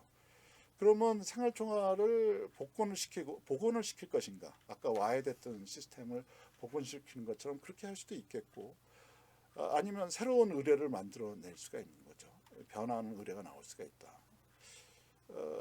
예컨대 아리랑을 제가 굉장히 중요시하는 것은 아리랑을 하다가 우리 대통령 문재인 대통령 갔을 때 빛나는 조국 해가지고 새로운 버전의 아리랑 대집단체적 공연예술이라고 그랬는데 그걸 공연하게 됐는데 저는 몇 년 동안 쉬었다는 걸 굉장히 중요하게 보고 있거든요. 그러면 아리랑의 통합적 기능 혹은 의례적 기능이라는 것에 문제가 있었다고 좀 봐야 되지 않나 싶다는 거죠. 그러면 예전의 의례와 새롭게 만드는 의례는 어떻게 차이가 있는지 이런 게 봐야 될 것이다. 그러니까 복원을 시킬 것인지 아니면 변화시켜서 새롭게 만들어낼 것인지 이런 것들을 좀 생각해 볼 필요가 있지 않나 그렇습니다. 그래서 앞으로 이런 문제 좀 주목해 봐야 될 것 같고 반복해서 말씀드리지만 좀 작은 실질적으로 움직이는 다이내믹 이런 것들에 대해서도 저희가 좀 관심을 갖고 좀 볼 필요가 있을 것 같습니다. 이제 다음 발제를 또 들어보도록 해보겠습니다. 네, 안녕하세요. 정당성의 정치와 북한의 민족 재건설의 발제를 맡은 석사 22기 황희택입니다. 이 글의 목차는 총 5개 장으로 구성되어 있는데요. 두 번째 챕터에서는 정당성의 정치와 민족주의의 이론적 검토를 하고 있으며 보시는 바와 같이 세 번째와 네 번째 챕터에서는 이러한 이론적인 토대를 기반으로 북한의 역사 속에서 주체사상이 어떻게 등장을 했는지 그리고 우리 민족제일주의로 점차적으로 나아가는 과정을 설명을 하고 있습니다. 첫 번째 챕터인 서론입니다. 저자는 민족주의는 현재의 북한 정권을 이해하는 핵심 키워드라고 얘기하고 있습니다. 본 연구는 민족 담론이 떠오르게 된 배경을 다음에 두 가지 측면에서 설명하고 있는데요. 첫 번째로는 민족 담론은 북한 내부 정치적인 동학에서 분석이 되어야 되고 두 번째로는 정당성의 정치와 그 규결로서 민족 재건설이라는 관점에서 설명해야 된다는 것입니다. 이러한 차별적인 민족 재건설 개념을 통해서 현재 북한에서 일어나고 있는 민족주의에 대한 부상을 정확히 이해할 수 있다고 저자는 얘기하고 있습니다. 두 번째 챕터인 우리 만들기, 정당성의 정치, 민족건설입니다. 정치적인 것의 본질은 적과 동지를 구분하는 것이라고 합니다. 그들과 구분되는 우리의 구성은 정당성의 정치의 핵심적인 자원이고 마르크스 레닌주의에서 이러한 적과 동지를 구분하는 정당성의 정치가 가장 전형적이고 노골적 형태로 나타나게 된다고 합니다. 그런데 적과 동지를 구분하는 핵심적인 경계였던 계급의 개념이 희미해지자 사회주의 국가들은 새로운 경계를 제공하는 민족주의를 가져오게 되는데요. 이렇듯 사회주의 국가에서 민족주의의 부상은 적과 동지를 구분하는 정당성의 정치 관점에서 해석될 필요가 있습니다.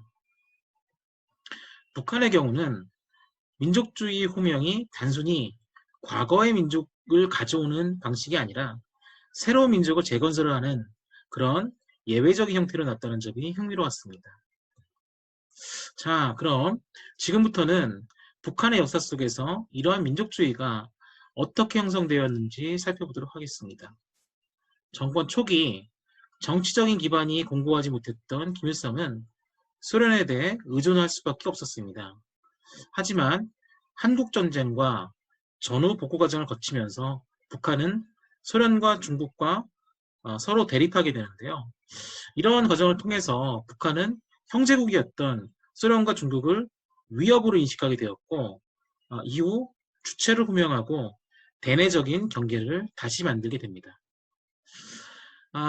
그러한 경계를 만드는 가장 핵심적인 사건이 바로 1956년 8월 종파 사건인데요. 다들 아시겠지만 이 사건은 소련에서 스탈린 격하운동이 일어났고, 이에 소련파들은 연합파와 함께 김일성의 개인 숭배를 비판하는 시도를 하게 됩니다. 하지만 이를 사전에 감지한 김일성의 조치로 무산하게 되었고요. 그 결과 이에 가담한 자들은 반당 종파 분자로 숙청이 되고 김일성의 권력은 더욱 강력하게 됩니다. 또한 1960년대 중소분쟁 시에 북한은 중국과 소련에 편승하기보다는 균형적인 외교 정책을 펼쳤고요. 경제 분야에서는 소련의 포메콘 가입 요구를 단호히 거절하는 등 자주 노선으로 이러한 활동들이 발전하게 됩니다. 마침내 1965년 김일성은 사상에서의 주체, 경제에서의 자립, 국방에서의 자위를 골자로 하는 주체 노선을 공식화하게 됩니다. 여기까지가 주체의 등장 부분이고요. 하지만 그때까지만 해도 주체는 이데올로기가 아닌 정책의 수준에 머물렀다고 합니다. 그런데 1966년 중국의 문화혁명을 계기로 이데올로기를 둘러싼 국가 간의 정통성 투쟁이 있었으며, 북한은 이러한 비판에 대응해서 주체 노선의 이데올로기로서의 격상을 시도하게 됩니다. 특히 67년 5.25 교시라고 불리는 자본주의로부터 사회주의로의 과도기와 프롤레타리아 문제에 대한 김일성의 연설을 통해서 마르크스 레닌주의를 넘어서 자신들의 독자적인 정체성을 구현하려는 의지를 표출하게 됩니다. 또한 이러한 주체담론의 이데올로기 작업은 김정일 후계 체제의 구축과도 병행하여 진행이 되었는데요. 김정일이 후계자임을 공식화하는 데 이것이 활용이 되었고, 나아가 김일성주의로 전면화하게 됩니다. 지금까지 정당성의 관점에서 주체사상의 태동과 체계화 과정을 살펴보았습니다. 좀 요약하자면 북한은 사회주의 형제국들의 원조와 지원으로 정권을 수립하게 되었지만 그들로부터 종속과 개입이라는 대가를 치러야 했습니다.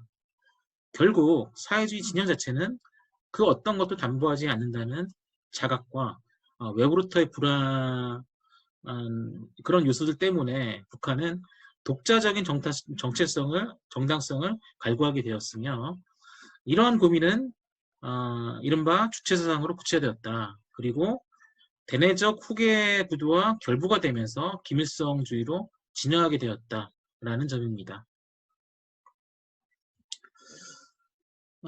주체의 등장과 사상으로서의 지금 설명드린 격상에도 불구하고 여전히 주체를 세우는 일은 정당성의 정치로서의 기능을 온전히 발휘하지 못했다고 합니다.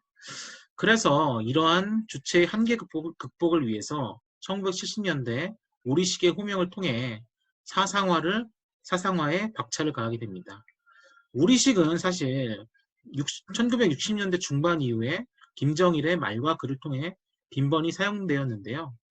그 당시 김정일이 장악하고 있던 문화, 선전 부분에서 광범위하게 사용되기 시작했습니다. 특히 우리식에 대한 지향은 73년 김정일의 노작이라고 할 수 있는 영화 예술론에 집약되어 있습니다. 그 이후에 문화성내 조직을 신설하고 1973년 김정일이 주도한 3대 혁명 소조운동과 더불어서 앞서 말씀드린 우리식의 지향은 북한 전역에 확산이 되게 되었고요. 여기서 특이할 만한 점은 우리식의 확산 과정에서 대중매체와 선전수단을 장악하고 인민 대중을 직접 설득하는 과정을 거쳤다. 그래서 일종의 미디어 헤게모니 선전 방식을 활용했다는 점이 좀 특이할 만한 점이라고 할 수 있습니다. 결국에 1978년 김정일은 우리식대로 살아나가자는 구호를 제기함으로써 우리식이 방송이나 영화에 그친 그 특정 분야에만 한정된 것이 아님을 분명히 했습니다. 지금부터는 앞서 말씀드린 우리식이 우리 민족 제일주의로 어떻게 발전되었는지를 살펴보겠습니다. 1980년 김일성은 위대한 승리를 일으켰다고 자평을 했는데요. 하지만 오일 쇼크, 중국의 개혁 개방 등으로 실제 북한의 현실은 승리와는 거리가 멀었습니다. 김정일은 이러한 위기 극복을 통해 후계자로서의 능력을 증명을 해야 했는데요. 일련의 개혁 개방 조치를 했는데 모든 것이 다 실패로 돌아갔다고 합니다. 사실 우리식을 통해 적과 동지의 구분을 가능하게 되었는데 여전히 우리는 누구인가라는 질문에 대한 답을 못하는 상황에 직면하게 된 거죠. 그래서 북한은 기존의 민족 개념과는 다른 북한이라는 경계를 공유하는 새로운 민족, 즉 김일성 민족을 호명하게 됩니다. 이는 단순히 민족주의를 강화하는 것이 아니라 민족을 재건설하자는 것이었습니다. 사실 민족주의는 계급의 경계로 구성된 사회주의와 수령을 정점으로 하는 이론적 조직 체계와는 거리가 좀 있습니다. 그래서 북한은 기존의 정당성 체계와 민족주의를 매우 정교하게 화학적으로 결합하는 작업이 필요했습니다. 1986년 김일성은 지금 다음 두 개의 핵심적인 의작에서 민족과 조국, 혁명, 당, 수령을 결합시키는 노력을 진행하게 되면서 여기서 바로 우리 민족 제일주의라는 개념이 나오게 됩니다. 두 번째 문건 주체 사상 교양에서 제기되는 몇 가지 문제에 대하여 라는 문건에서 보면 민족적 임무인 조선혁명을 잘해야 하며 이를 위해 우리 민족 제일주의 내면화가 핵심이다 라고 강조하고 있습니다. 결국 1989년 김정일은 우리 민족 제일주의는 이처럼 위대한 수령을 모시고 위대한 당의 영도를 받으며 위대한 주체사상을 지도사상으로 삼고 가장 우월한 사회제도에 사는 긍지와 자부심이다 라고 새로운 민족 건설을 선언하게 됩니다. 예, 마지막 부분이 결론입니다. 북한은 한국전쟁 이후 대내적인 위협에 대한 경계 설정을 위해 우리에 대한 본질적인 질문을 던졌습니다. 주체사상을 이데올로기 차원에서 격상시켰으며 우리가 호명되면서 적과 동지의 구분으로서의 정당성의 정치가 전면화되었고 우리에 대한 구체적인 내용이 채워진 결과로 우리 민족 제일주의론이 제기되었습니다. 사실 우리 민족 제일주의는 현재까지도 김일성 민족, 김정일 애국주의, 김정일 조선 등의 담론과 상식을 통해 지속적으로 강화되고 있습니다. 민족이라는 단어가 흔히 한민족이라는 통일지향적인 단어로 이해되고 있지만 북한에서는 지금까지 말씀드린 배타적인 의미로 사용되고 있으니 이에 대한 현실적이고 적극적인 독해가 절실하다고 저자는 조언하고 있습니다. 끝으로 코멘트 두 가지가 있는데요. 마르크스가 노동자에게는 조국이 없다고 말했듯이 사회주의하고 민족주의는 본질적으로 대립되는 개념입니다. 그리고 북한은 민족주의의 충성의 대상으로 수령과 국가를 설정하고 있는데요. 여기서 계급 또는 계층의 문제가 발생하고 있는데 북한에서 이를 묵인한 이유가 좀 궁금하다라는 점이 있었고요. 그리고 두 번째는요. 통일은 북한에서도 지상과제로 여겨지는 가장 중요한 문제로 볼 수가 있는데 북한만을 경계로 하는 민족이라는 개념은 한민족을 내세우는 통일론과는 배치개념이 아닌가라는 의구심이 들었습니다. 이상으로 발제를 마치겠습니다. 긴 시간 들어주셔서 고맙습니다. 네, 고맙습니다.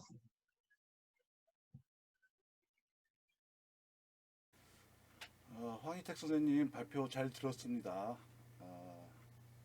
이번 논문은 강혜석 박사의 정당성의 정치와 북한의 민족 재건설 이런 논문입니다. 이 강혜석 박사는 신진 학자 중에 하나고요. 정치학 전공하신 분입니다. 특히 민족주의나 이런 북한의 정치 변화라든지 이 초기 현상부터 초기 그 구성부터 해가지고 굉장히 그 열심히 공부하는 친구입니다. 이 논문은 이제 그 제목에 있다시피 그 민족에 대한 얘기인데 계속 우리가 오늘 그 사회통합에 대한 여러 가지 측면을 좀 살펴보고 있죠. 북한이 사회통합을 어떻게 일으켰느냐라고 했을 때 그 중에 이제 핵심적인 것 중에 하나가 소위 그 민족 문제 혹은 민족주의라고 볼 수가 있을 것 같아요. 그래서 이 논문에서 주로 그것이 만들어지는 과정, 특히 민족이라는 것이 어떻게 되는가 하고, 그리고 이제 뒷부분에 나와 있는 90년대 이후 80년대 후반부터 이런 민족 혹은 민족주의가 북한에서 어떻게 바뀌고 있느냐 이런 측면에서 그 과정을 좀 성실하게 좀 추적하고 있는 논문이죠. 좀 정리해서 오늘 그 민족 얘기도 했고 애국도 얘기했고 국가주의, 뭐 사회주의 이런 얘기를 많이 했기 때문에 이것이 갖고 있는 의미를 한번 좀 정리해서 한번 좀 검토할 필요가 있지 않냐라는 것이고, 제가 이 논문 보자고 그랬던 것은 변화에 대한 것, 특히 최근 상황 변화까지 좀 포함되고 있기 때문에 그렇습니다. 이 부분은 이제 다시 한번 얘기가 될 텐데 아마 나중에 그 북한의 변화 얘기할 때 그 얘기를 아마 다시 좀 할 거예요. 그러니까 그때 가서 더 얘기를 할 것 같고, 이 부분에 대해서는 지금 말씀드린 바와 같이 뒤에 가서 한번 다시 검토하겠지만 어쨌든 큰 틀에서 사회통합의 변화 이런 측면에서 좀 문제 제기는 좀 하고 넘어가자 이런 측면에서 한번 생각해 보실 필요가 있을 것 같아요. 지금 이 논문에서 주로 얘기하고 있는 것은 이제 그 민족 혹은 민족주의라는 것이 이 문제 제기하고 있는 것이 통합 혹은 통일의 기반이냐 혹은 정치 사회 통합의 기반이냐 이런 것인데, 이 얘기는 무슨 의미를 말씀드리고자 하냐면은 이 앞에 얘기했던 통합 통일 기반이라는 것은 우리가 민족이라고 얘기하면 남북한 민족이기 때문에 북한에서 얘기했던 민족이란 것은 북한에서는 그 통일이라는 표현을 잘 안 쓰고 민족 해방이라는 표현을 쓰고 있지만, 정확히 얘기하면 남조선 해방이라는 표현을 쓰고 있지만 이것의 기반으로서 민족이라는 것이 작용하는 것이 아니라는 것이 주류적 사고였다고 볼 수가 있다는 거죠. 강희석 박사는 그렇게 좀 보고 있는 것 같아요. 근데 그 본인은 이것이 사실은 정치사회적 통합, 그러니까 이 부분은 내적 통합에 있어서 중요한 역할을 했다 이런 문제의식입니다. 이 논문도 역시 강희석 박사의 박사학위 논문의 한 부분을 띄어서 따로 발표한 논문이긴 한데, 사실은 이 말이 뭐 틀린 건 아니지만 꼭 민족하고 혹은 민족주의 북한의 문제를 얘기할 때 그 통일 통합 쪽에서만 어프로치한 거라고 보기는 어려워요. 기존에도 내적 통합이라는 것에 대해서 관심을 가졌고, 제가 오늘도 강의하면서 계속 말씀드리고 있지만 국가 건설부터 지금까지도 혹은 체제 유지, 특히 유일지배 체제에서도 민족이나 민족주의는 대내적 그 역할이라는 것이 컸기 때문에 꼭 이렇게 이분법적으로 볼 수만은 없지 않나 이렇게 생각은 하지만, 어쨌든 이 필자가 주장하는 것은 사실은 외적인 것보다는 내적인 의미가 더 컸다 이런 것들을 좀 강조하고 싶은 것 같습니다.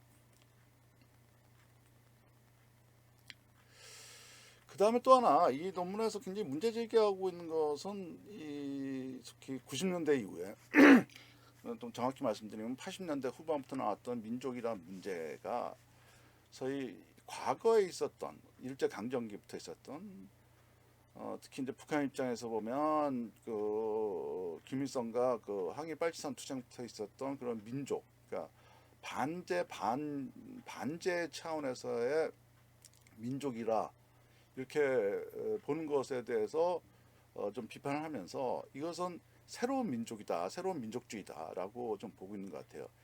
이 부분은 굉장히 중요한 문제 지적인 것 같습니다. 그러니까 우리 민족 같으면 굉장히 복고적인 입장에서 많이 얘기를 하고 있거든요. 과연 이런 것이 적당한가? 이런 것들은 조금 더 우리가 꼼꼼히 볼 필요가 있겠죠. 그래서 그 측면이 이 논문에서 가장 중요한 의미가 있지 않나, 중요한 주장이 아닌가 저는 이렇게 생각을 하고 있습니다. 그래서 요즘 유행어로 보면 뉴트럴라는 거죠. 그러니까 민족이라는 것을 다시 소환하고 있지만 이게 과거와 같은 레벨은 아니다 이런 것입니다. 그러니까 같은 민족이라는 표현을 쓰고 있지만 같은 것은 아니다. 이런 측면에서 저는 그냥 좀 뉴트로라고 제가 이름을 한번 붙여봤어요. 그러니까 요즘 유행이니까 유행 한번 붙여봤는데 어쨌든 90년대 이후에 나왔던 북한의 민족이라는 것은 과거의 민족하고는 다르다라는 것은 굉장히 중요한 얘기입니다. 그런 측면에서 이제 이 필자의 민족 재건설이라고 해서 표현을 썼던 것인데, 그러니까 재건설에서는 재 쪽이 좀 더 강조되는 것 같아요. 그 재건설이 복구적 건설이 아니라 새로운 건설이다 이런 것인데, 이 면에서 우리가 좀 이제 정리하면서 좀 고민해봐야 될 것은 그럼 민족이란 그럼 여전히 무엇인가, 무엇을 우리가 민족이라고 봐야 되겠냐라는 것이고, 민족이란 것이 바뀌었다 그러면, 민족주의가 필자가 얘기했어요. 새로운 민족이라고 한다면. 그래서 필제 표현을 민족 재건설이라고 한다면 이것이 이루어졌던 조건이 무엇이었는가, 왜 바뀌었는가 이런 것들을 검토해야 될 것이고, 그 다음에 이제 성과, 그럼 그런 것이 얼마나 효과가 있었냐, 성과가 있었냐 이런 것들을 좀 볼 필요가 있다는 거죠. 이건 굉장히 중요한데 제가 반복해서 말씀드리지만 민족이라고 말이 자체가 같다 그래서 꼭 같은 거 아니다. 제가 아까도 말씀드렸다시피 이 민족이라는 것은 특히 민족 국가라는 것은 근대 소산이라고 말씀을 드렸고 워낙 나왔던 서구적 의미에서 내셔널 혹은 내셔널리즘, 네이션 이런 것들은 근대 국가와 건설하고 연결되어 있기 때문에 사실 자본주의하고 실질적으로 굉장히 밀접하게 연결되는 것이다. 그래서 사회주의에서 받아들이기 어렵다 이런 말씀을 오늘 재차 강조하고 있는데 그럼 그렇기 때문에 아까 말씀드렸다시피 서구에서 민족이란 거와 동아시아적 맥락에서 민족은 다르다고 말씀드렸잖아요. 그러니까 서구는 잘해봤자 몇백 년이고 우리는 기본 뭐 5천 년까지 가기 때문에 잽이 안 되는 거죠. 그러니까 같은 민족이라고 말 쓰더라도 꼭 같다고 볼 수가 없다는 것이죠. 그래서 한번 제가 좀 봐야 될 걸로 좀 제가 하나 말씀드리고 싶은 것은 이 그래도 잠깐 나오는데 민족적 형식의 사회주의적 내용을 담는다 이런 말이 있습니다.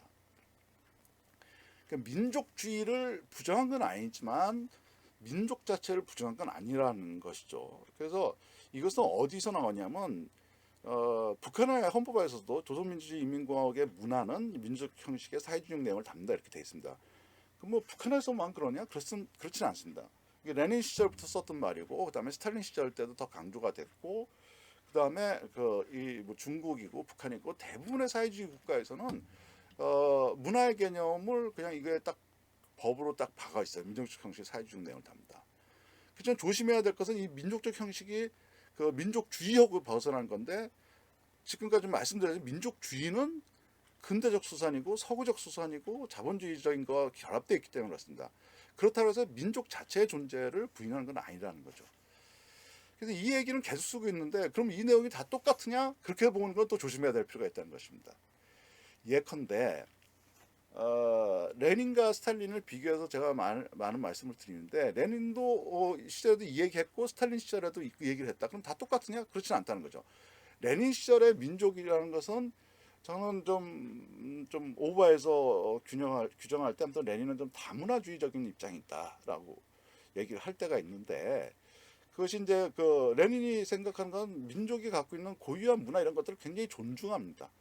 그렇기 때문에 민족적 형식 사회적 내용을 담는 그러니까 쉽게 얘기해서 우리가 이제 뭐 판소리를 한다 뭐 이런 거 하면 민요를 한다 민요란 형식에다가 계급적 이념이라든지 당성 이런 것들을 집어넣으면 된다는 것이죠.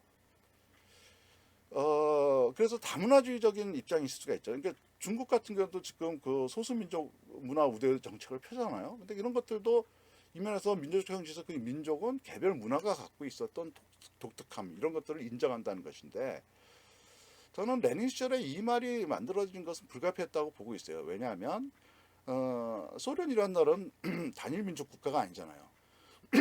다양한 민족들이 연합해서 만든 거야. 소련 자체가 연합이니까 그렇기 때문에 근데 언어 자체가 틀렸다.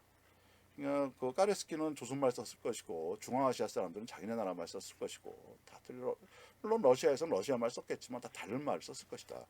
그렇기 때문에 이거는 뭐 번역해서 얘기하면 레닌 시절에는 그냥 니들 말 써라. 말 쓰면서 걷다가 사회주의적 내용을 담으면 된다. 이렇게 얘기한 거죠. 이게 좀 다문화주의적인 것이자면 이 스탈린 시절에 가면 좀 바뀝니다. 그걸 명시적으로 얘기 안 했지만 사실은 여기서 민족적 형식은 러시아 민족이 됩니다. 그러니까 러시아어를 써야 되고 막 하는 거죠.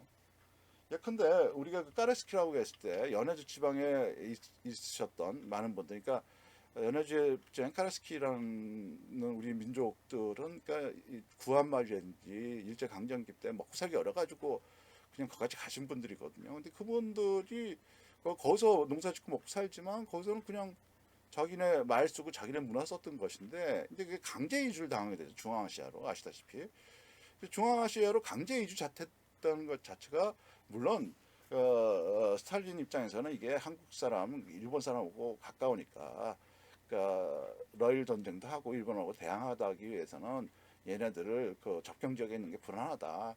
이런 목적, 이런 좀 걱정, 우려 이런 거를 해가지고 이들을 강제 이주시킨 배경도 크지만은 그거 못지않게 큰 틀에서 보면 단일 문화로 묶겠다라는 것이죠. 그러니까 민족적 차별성을 없앤다는 표현을 하면서 사실은 하나의 민족 문화로 엮겠다는 생각이 있었던 것 같아요. 그렇기 때문에 스탈린 시대부터는 러시아를 강제적으로 다 쓰게 하죠. 그러니까 같은 민족적 정식 말 쓰면서 레닌 시대는 다문화적인 게 있었다면 스탈린 시대에 가면 훨씬 좀 러시아 중심주의적인 민족이 되는 거죠. 제가 이 얘기를 말씀드린 건 뭐냐면 그러니까 같은 표현을 쓰더라도 다 내용은 틀릴 수가 있다. 그러니까 민족이라는 말 자체가 말씀드린 것이 서구적 민족이 틀리고 아시아적 맥락의 민족은 틀릴 거고 구소련 안에서도 레닌 시절의 민족과 그다음에 스탈린 시대의 민족이 다른 거죠. 그 북한에 있어서는 어떠냐? 북한에 있어서도 민족은 계속 달라요. 민족 정신의 사회주의 내용을 담다 이것은 건국초부터 들어있고 지금도 들어있는 표현이긴 하지만 민족적 형식이라는 게 무엇이냐라는 논쟁은 굉장히 심각하게 있는 것이고 여기서 뭐 이 얘기를 길게 할 수 없지만 예컨대 이 60년대 후반 이율집의 체제가 나왔을 때는 여기서 문화적으로 보면 민족적 형식이 그 이전에는 우리의 전통적 문화적인 형식들이 다 포괄됐다고 한다면 이율집의 체제의 민족적 형식은 빨치산 그룹 때 했던 민족 문화가 됩니다. 그것이 민족적 형식이 되는 거예요. 그러니까 빨치산 때 불렀던 노래나 빨치산 때 했던 연극이나 가극이나 뭐 이런 것들이 형식이 되는 거죠. 그러니까 제가 말씀드린 거는 이 표현은 계속 가더라도 혹은 그 민족이라는 말을 같이 쓰고 있지만 다 달라질 수가 있다는 거죠. 의미 자체가 어떻게 다른가? 북한에서의 초창기의 민족이라고 얘기했을 때, 유일지배 체제 때 민족이라고 얘기했을 때, 혹은 90년대 이후에 민족이 얘기했을 때의 차이점들을 좀 볼 필요가 있다. 그래서 의미 자체를 좀 꼼꼼히 볼 필요가 있다는 것이고, 그 다음에 그 조건은 뭐였느냐? 왜 이렇게 바뀌었냐? 이런 얘기죠. 그러니까 이 글에서도 이제 주로 주목하는 것은 내적인 권력 관계와 그 다음에 외적인 국제정치적 그 변화. 그러니까 뭐 중소 분쟁이라든지 뭐 소련에서 종주국이랑 소련에서 스탈린 격화라든지 프로시초프 실각이라든지 이런 것들이 이제 조건에 따라서 이게 민족이 바뀌고 있다 이런 얘기를 했던 것이고 성과는 일종의 역할과 성과가 될 수가 있겠는데 처음에는 뭐 국가 건설 과정 속에서 통합의 기능이 있다고 한다면 어떤 경우에 따라서는 이 민족을 통해 가지고 권력 유지, 권력의 정당화 이런 것들이 될 수 있는 것이고 혹은 어떤 때는 이 민족을 통해 가지고 위기 극복의 메커니즘으로 될 수가 있다는 거죠. 어쨌든 이것이 우리가 좀 구별해서 좀 볼 필요가 있다고 말씀드릴 수가 있겠습니다. 그다음에 이제 우리가 고민해야 될 건 그러면 이제 민족이라는 것이 이제 북한적 입장에서만 얘기했는데 이 글에서는 부분적으로 나오지만 그러면 우리는 누구고 적은 누구인가 하는 거죠. 이 우리 얘기를 이 글에서 많이 얘기했는데 이 우리는 이제 북한 입장에서 그러니까 민족의 카테고리에 들어가는 게 누구냐 이런 얘기죠. 전통적으로 보면 당연히 북한에서는 뭐 지금도 대리적으로도 분명히 하고 있고 여기서 우리는 누구냐면은 그 남북한 통틀어는 우리 민족입니다. 그러니까 해외 이주까지 소위 디아스포라까지 포함되는 사람들 다 포함되는 거죠. 그러니까 북한은 또 해외 교포를 굉장히 강조하고 있거든요. 그러니까 우리보다 훨씬 일찍 강조를 했다. 예컨대 일본의 그러니까 제일 청년들 우리가 조청년이라고 부르는데 원어는 총년입니다. 조총년이라는 말은 틀린 말이고 사실 쓰면 안 돼요. 조선 뭐 조생진이라는 뜻도 좀 들어있고 그래서 개인적으로 별로 안 좋아하는데 그냥 공식 언어를 써야 되는 게 총년인데 청년 같은 경우에 대해서 이제 50년대, 60년대도 굉장히 지원 활동을 많이 했고, 그러니까 해외 동포에 대해서 굉장히 많이, 지금까지도 좀 굉장히 신경을 쓰고 있다. 우리는 이제 그 이후에 최근에 들어서 이제 해외 동포에 대해서 관심을 갖고 있는 것인데, 어쨌든 그 북한에서 민족이라고 얘기했던 남북한 당연히 포함되고 해외 동포까지 포함되는 민족이다. 우리 민족끼리 해서 민족도 그런데 포괄된다고 볼 수가 있겠죠. 그러니까 북한 입장에서는 포괄적인 것이 그러니까 북한의 입장에서 우리는 다 이런 사람들이 민족의 카테고리에 들어왔었고 근데 적은 이제 미국, 일본이 되는 거죠. 오늘 강의에서 좀 말씀드렸다시피 반미라는 것이 굉장히 강하다고 얘기했잖아요. 저는 남북한에서 적은 누구인가 이렇게 봤을 때 그건 좀 차이가 있어요. 남한한테 적은 북한입니다. 그러니까 북한은 적인 거죠. 적이기 때문에 나쁘죠. 그래가지고 타도해야 될 대상인데 그런 건데. 근데 꼼꼼히 보면 북한한테 남한은 적은 아니에요. 우리 같은 카테고리에 들어있기 때문에 적은 아니죠. 뭐 지금은 그렇게 얘기 안 하지만 전통적으로 북한이 남한에 대해서 얘기했던 걸 보면 남한 사람들은 나쁜 사람들이 아니라 그냥 불쌍한 사람들이에요. 그러니까 미국과 일본에 복속돼 있고 이렇게 해서. 근데 기본 정서는 남한에 대해서는 좀 적은 아니다. 남한 사람들. 그래서 사실 적대감으로 보면 남한 사람들이 북한 사람들에 대해서도 훨씬 적대적인 거죠. 왜냐하면 적이란 국가의 사람들이기 때문에. 근데 북한 사람들이 남한 사람들에 대해서 그렇게 적대적이지는 않은 것 같아요. 그래서 사실은 관계까지도 중요한 건데 우리는 누구고 적은 누구인가 이런 것들인데 사실은 이제 그 전통적으로 북한에서는 이제 말씀드렸다시피 일본과 미국이 가장 핵심적인 적이었는데 그럼 여전히 그럼 우리랑 카테고리는 같고 그다음에 적도 같은가라는 거에 대해서 문제 제기를 하고 있는 거죠. 이 논문 꼼꼼하게 보시면 알겠지만 이것이 좀 바뀐다는 거죠. 예컨대 한민족이냐 조선민족이냐 이것도 굉장히 곤란한 문제인데 일단 앞으로 이 얘기를 계속 말씀드리겠지만 이 단일민족 신화는 좀 이제는 벗어날 때가 아닌가 이렇게 생각하고 있습니다. 사실은 민족을 뭘로 보냐라는 것은 더 중요한 것은 카테고리의 기준이 문제인데 누구를 민족으로 하냐 기준이 중요하잖아요. 예컨대 뭐 지금 뭐 미국 사람이다. 당연히 우리하고 다른 민족이다라고 얘기했죠. 그거는 그 기준은 뭐죠? 국적인가? 인종인가? 뭐 이렇게 되는 거죠. 사실 전통적인 그 서구적 근대 민족 개념은 국가와 연결되어 있습니다. 그러니까 영국 민족이라고 했을 때 아까 말씀드렸다시피 웨일즈, 스코틀랜드 이런 것들을 다 섞어서 민족이라고 얘기한다면 그 그레이트 브리튼이라고는 대영 제국에 속해 있는 사람들을 민족으로 보는 것이죠. 그러니까 국가와 좀 연결되어 있는데 그것 말고 인종이라는 것도 연결되어 있습니다. 인종이라고 연결되면은 인종주의적인 것이 되겠지만 어쨌든 그에 다른 것들이 되겠는데 지금 뭐 최근에 이제 트럼프 같은 경우는 인종주의적이라고 얘기하는데 민족과 인종을 동일시하는 것들. 나치즘 같은 경우도 마찬가지인데 이런 기준들이 된다고 본다면 전통적으로는 지금 말씀드린 국가와 연결되어 있는 개념이 있는데 근데 우리는 안 그렇잖아요. 5천년 민족이다. 그럼 얘기하면 뭐 중국도 뭐 더 하면 더 할 테니까 이런 경우는 중국 민족이라고 얘기한다든지 이럴 때는 사실은 국가와 연결되어 있는 것이 아니고 그럼 인종으로 봐야 되겠냐? 인종은 좀 복잡합니다. 그래서 사실은 아시아의 민족 문제라든지 이런 거 하면서 요즘 많이 부각되는 것이 문화적 민족입니다. 문화성이 같은 걸 공유하고 있느냐 이런 얘기들인데 그래서 사실은 좀 광범위하게 되는 거죠. 동일 문화를 갖고 있느냐 이런 것들이죠. 대표적인 건 이제 유대 민족이 되겠는데 사람들이 유대 민족은 인종 개념으로 굉장히 많이 받아들이시는데 유대 민족은 인종 개념은 아니고 명백하게 중요한 건 문화적 개념입니다. 물론 인종 문제가 없는 거 아니에요. 혈통이 있기 때문에. 근데 그 수천 년 동안 수천 년 되나? 거의 1,000년 좀 넘었나? 그 동안에 유대인을 구별하는 가장 큰 기준은 사실은 엄마가 유대인이어야 돼. 그러니까 엄마가 유대인이니까 혈통인가 인종인가 이렇게 생각하실지 모르겠지만 아빠는 상관없어요. 그러니까 아시안이든 그 아프리칸이든지 유대 엄마랑 결혼하면은 그냥 그 나온 자손은 유대인이 되는 거예요. 그럼 왜 엄마냐? 뭐 엄마의 힘이 세서가 아니냐? 그 유대인의 엄마를 유대인으로 구별하는 기준은 엄마가 유대 문화를 전수하고 있기 때문에 본다는 거죠. 그러니까 사실은 엄격하게 보면 유대인 같은 것도 문화적 개념이에요. 민족이긴 하지만. 그러니까 의외로 아시아뿐만 아니라 문화적 차원에서의 민족 기준이라는 것도 굉장히 있다. 그래서 최근에는 좀 넓게 보자는 측면에서 특히 아시아적 맥락을 설명하기 위해서 문화적 동일성, 문화적 유사성을 보는 거죠. 그러니까 이때는 인종은 안 정해질 수가 있어요. 많은 분들이 우리나라가 이스라엘에 대해서 갖고 있는 오해들 굉장히 많죠. 개인적으로 아무튼 전 정말로 이해가 안 가는 것이 태그 집회에 이스라엘 국기 나오는 건데 그 사람들이 미국 내 국기까지는 이해가 일본 유대인은 왜 뻑하면 그 이스라엘기를 갖고 오나 특히 우리나라 개신교에서 유대인 좋아하는 건 진짜 이해가 안 가요. 왜냐하면 유대인들이 압박을 받았던 거는 그 예수를 팔아먹었기 때문에 그렇거든요. 그래서 1000년 넘게 압박을 받았던 거예요.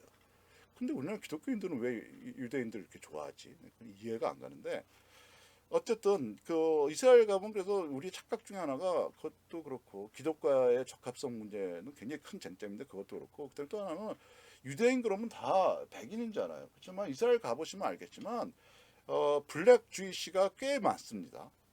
아시안 주이시도 가능한 거죠. 엄마가 계속 유대인이었고 그다음 계속 아시안하고 결혼하면 아시안 주이시가 되는 거죠. 유대인을 구별하는 기준은 뭐냐? 그래서 그 종교적 믿음, 유대교를 믿느냐 이게 굉장히 중요하고 습관, 뭐 할렐 하냐라든지 뭐 여러 가지 이런 것들이 기준이 되는 것인데 어쨌든 민족의 기준이 굉장히 복잡하다. 근데 우리는 그거에 좀 착각을 하고 있는 거죠. 근데 사실은 그 우리가 통일 얘기하면 한민족이니까 통일해야 되는데 이런 얘기하는데 제가 그 문제 제기하는 것 중에 몇 가지가 그럼 우리 민족 이름이 뭔데? 우리는 당연히 한민족이 우리 민족이지라고 얘기를 많이 하죠. 그렇지만 현실에 보면 우리 민족, 한반도에 살고 있는 민족, 한국어를 쓰고 있고 한국어도 문제가 있죠. 왜냐하면 우리는 한국어라고 그러기 때문에. 근데 우리 민족을 한민족이라고 얘기하는 것은 정확하게 보면 이제 한자 문화권 안에서도 그 동아시아 전체에서 대한민국밖에 없습니다. 우리 민족을 북한도 조선민족이라고 그러고 중국도 조선민족이라고 그러고 일본도 조선민족이라고 그럽니다.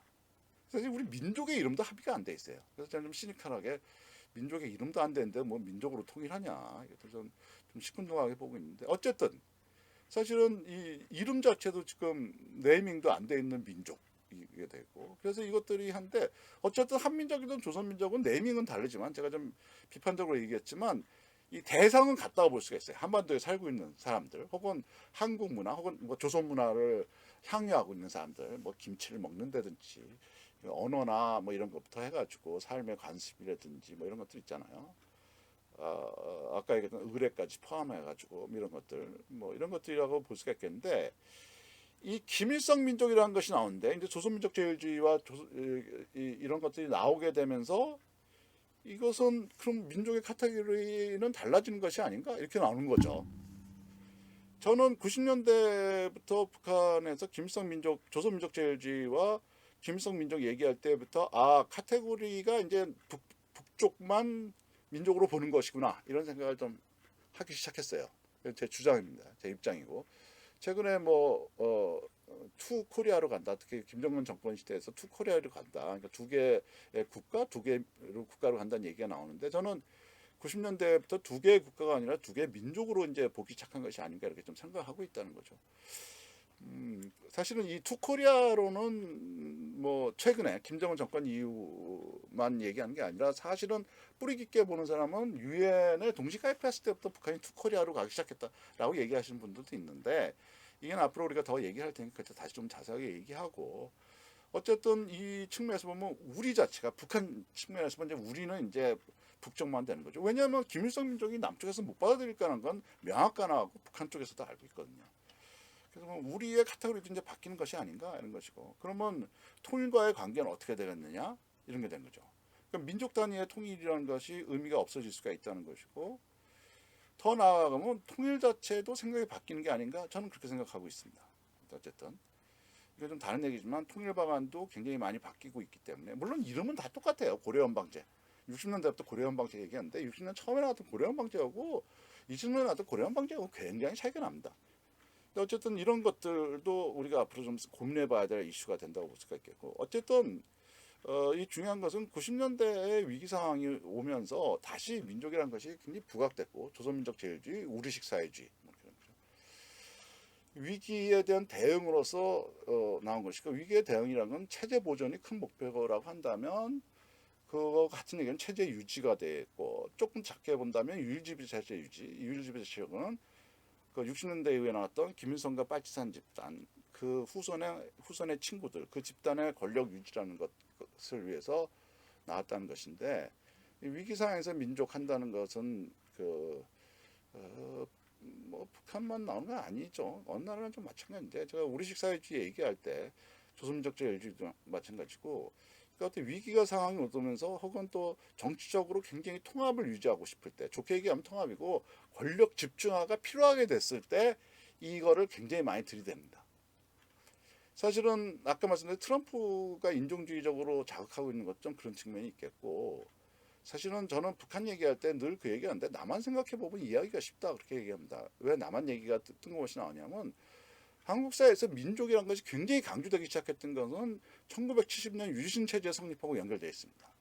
그 70년대 이전까지는 민족에 대해서 그닥 관심이 없었어요. 60년대까지만 하더라도.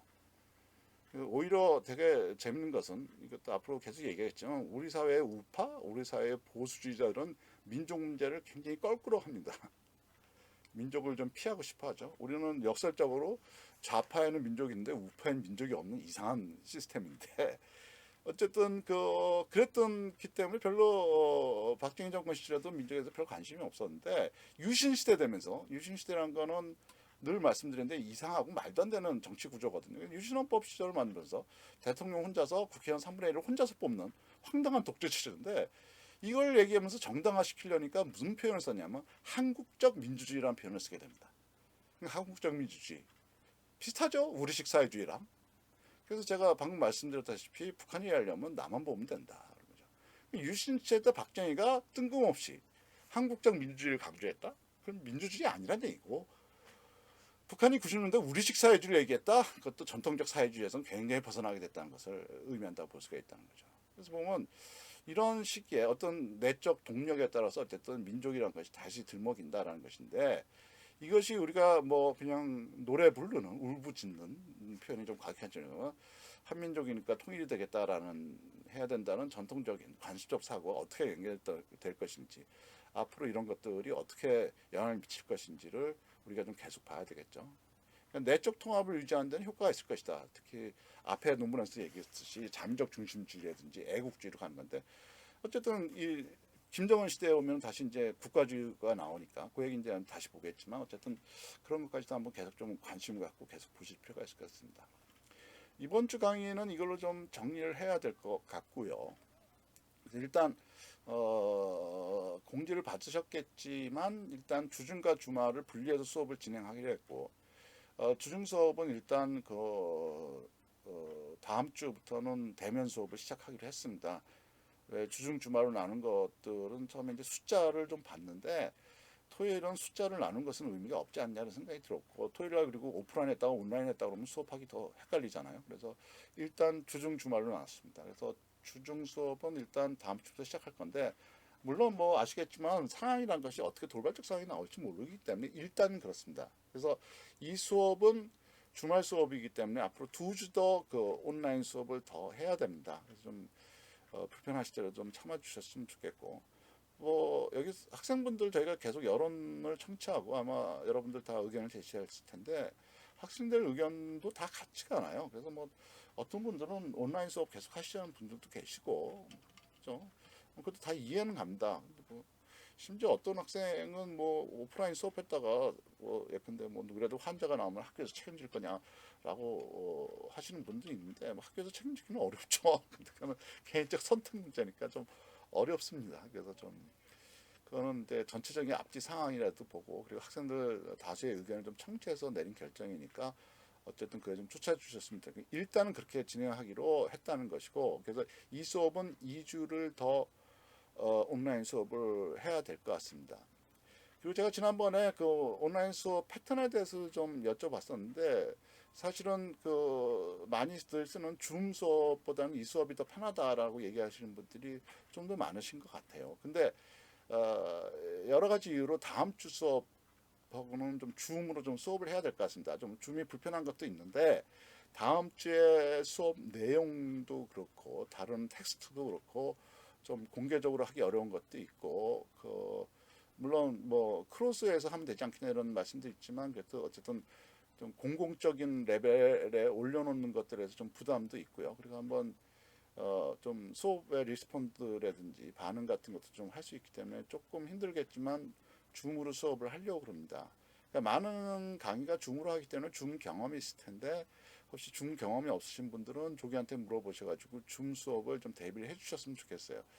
다음 주 수업은 그러니까 토요일 날 2시부터 하는 거죠. 그러니까 뭐 이 패턴 수업 좋아하시는 분은 나는 아무 때나 볼 수 있다 이런 패턴을 좋아하시는 것 같은데 어쨌든 다음 주는 2시부터 줌으로 수업을 한다. 그러니까 리얼타임으로 하기 때문에 다 들어오셔야 될 것이다 라는 것이고, 발제를 맡으신 분들은 발제가 배분이 될 텐데 이게 원전하는 거기 때문에 내용을 그래도 원전이 양이 적지는 않겠지만 그래도 핵심만 좀 정리를 해주셨으면 좋겠다라는 것이고, 그러니까 영상 찍으실 필요 없고, 다만 줌 수업에서 발제를 해보셨는지 모르겠지만 발제하신 분은 줌 수업에서 발제를 해드릴 테니까 그 자료는 준비를 하셔야 될 것이다. 그걸 PPT로 올려주셔도 좋고, PPT로 해주시면 또 보긴 나은 것 같지만 꼭 뭐 편하신 대로 하세요. 뭐 PDF로 하시는 분도 있고, 제가 주중 수업은 줌으로 하는데 뭐 아래 한글로 하시는 분들도 있는데 뭐 가독성 이렇게 봐가지고, 저는 다만 아래 한글 해주신 분은 좀 폰트나 이런 것들을 크게 해주셨으면 좋겠어요. 그러니까 PPT나 이런 것들은 보기가 좋은데 제가 해보니까 아래 한글은 조금 글자가 좀 작게 나오기 때문에 의도적으로 다음 주에 발제하시면서 아래 한글 파일 쓰실 분은, 그러니까 화면 공유로 자기 거 올리시면 되는데 좀 아래 한글은 좀 큰 폰트를 해주시면은 좀 친절하지 않을까라는 생각합니다. 이 수업은, 이번 주 수업은 이걸로 마치도록 하겠고요. 역시 질문이나 이런 것들이 있으면 댓글이나 쪼글에다가 올려주시면 고맙겠습니다. 네, 수고하셨습니다.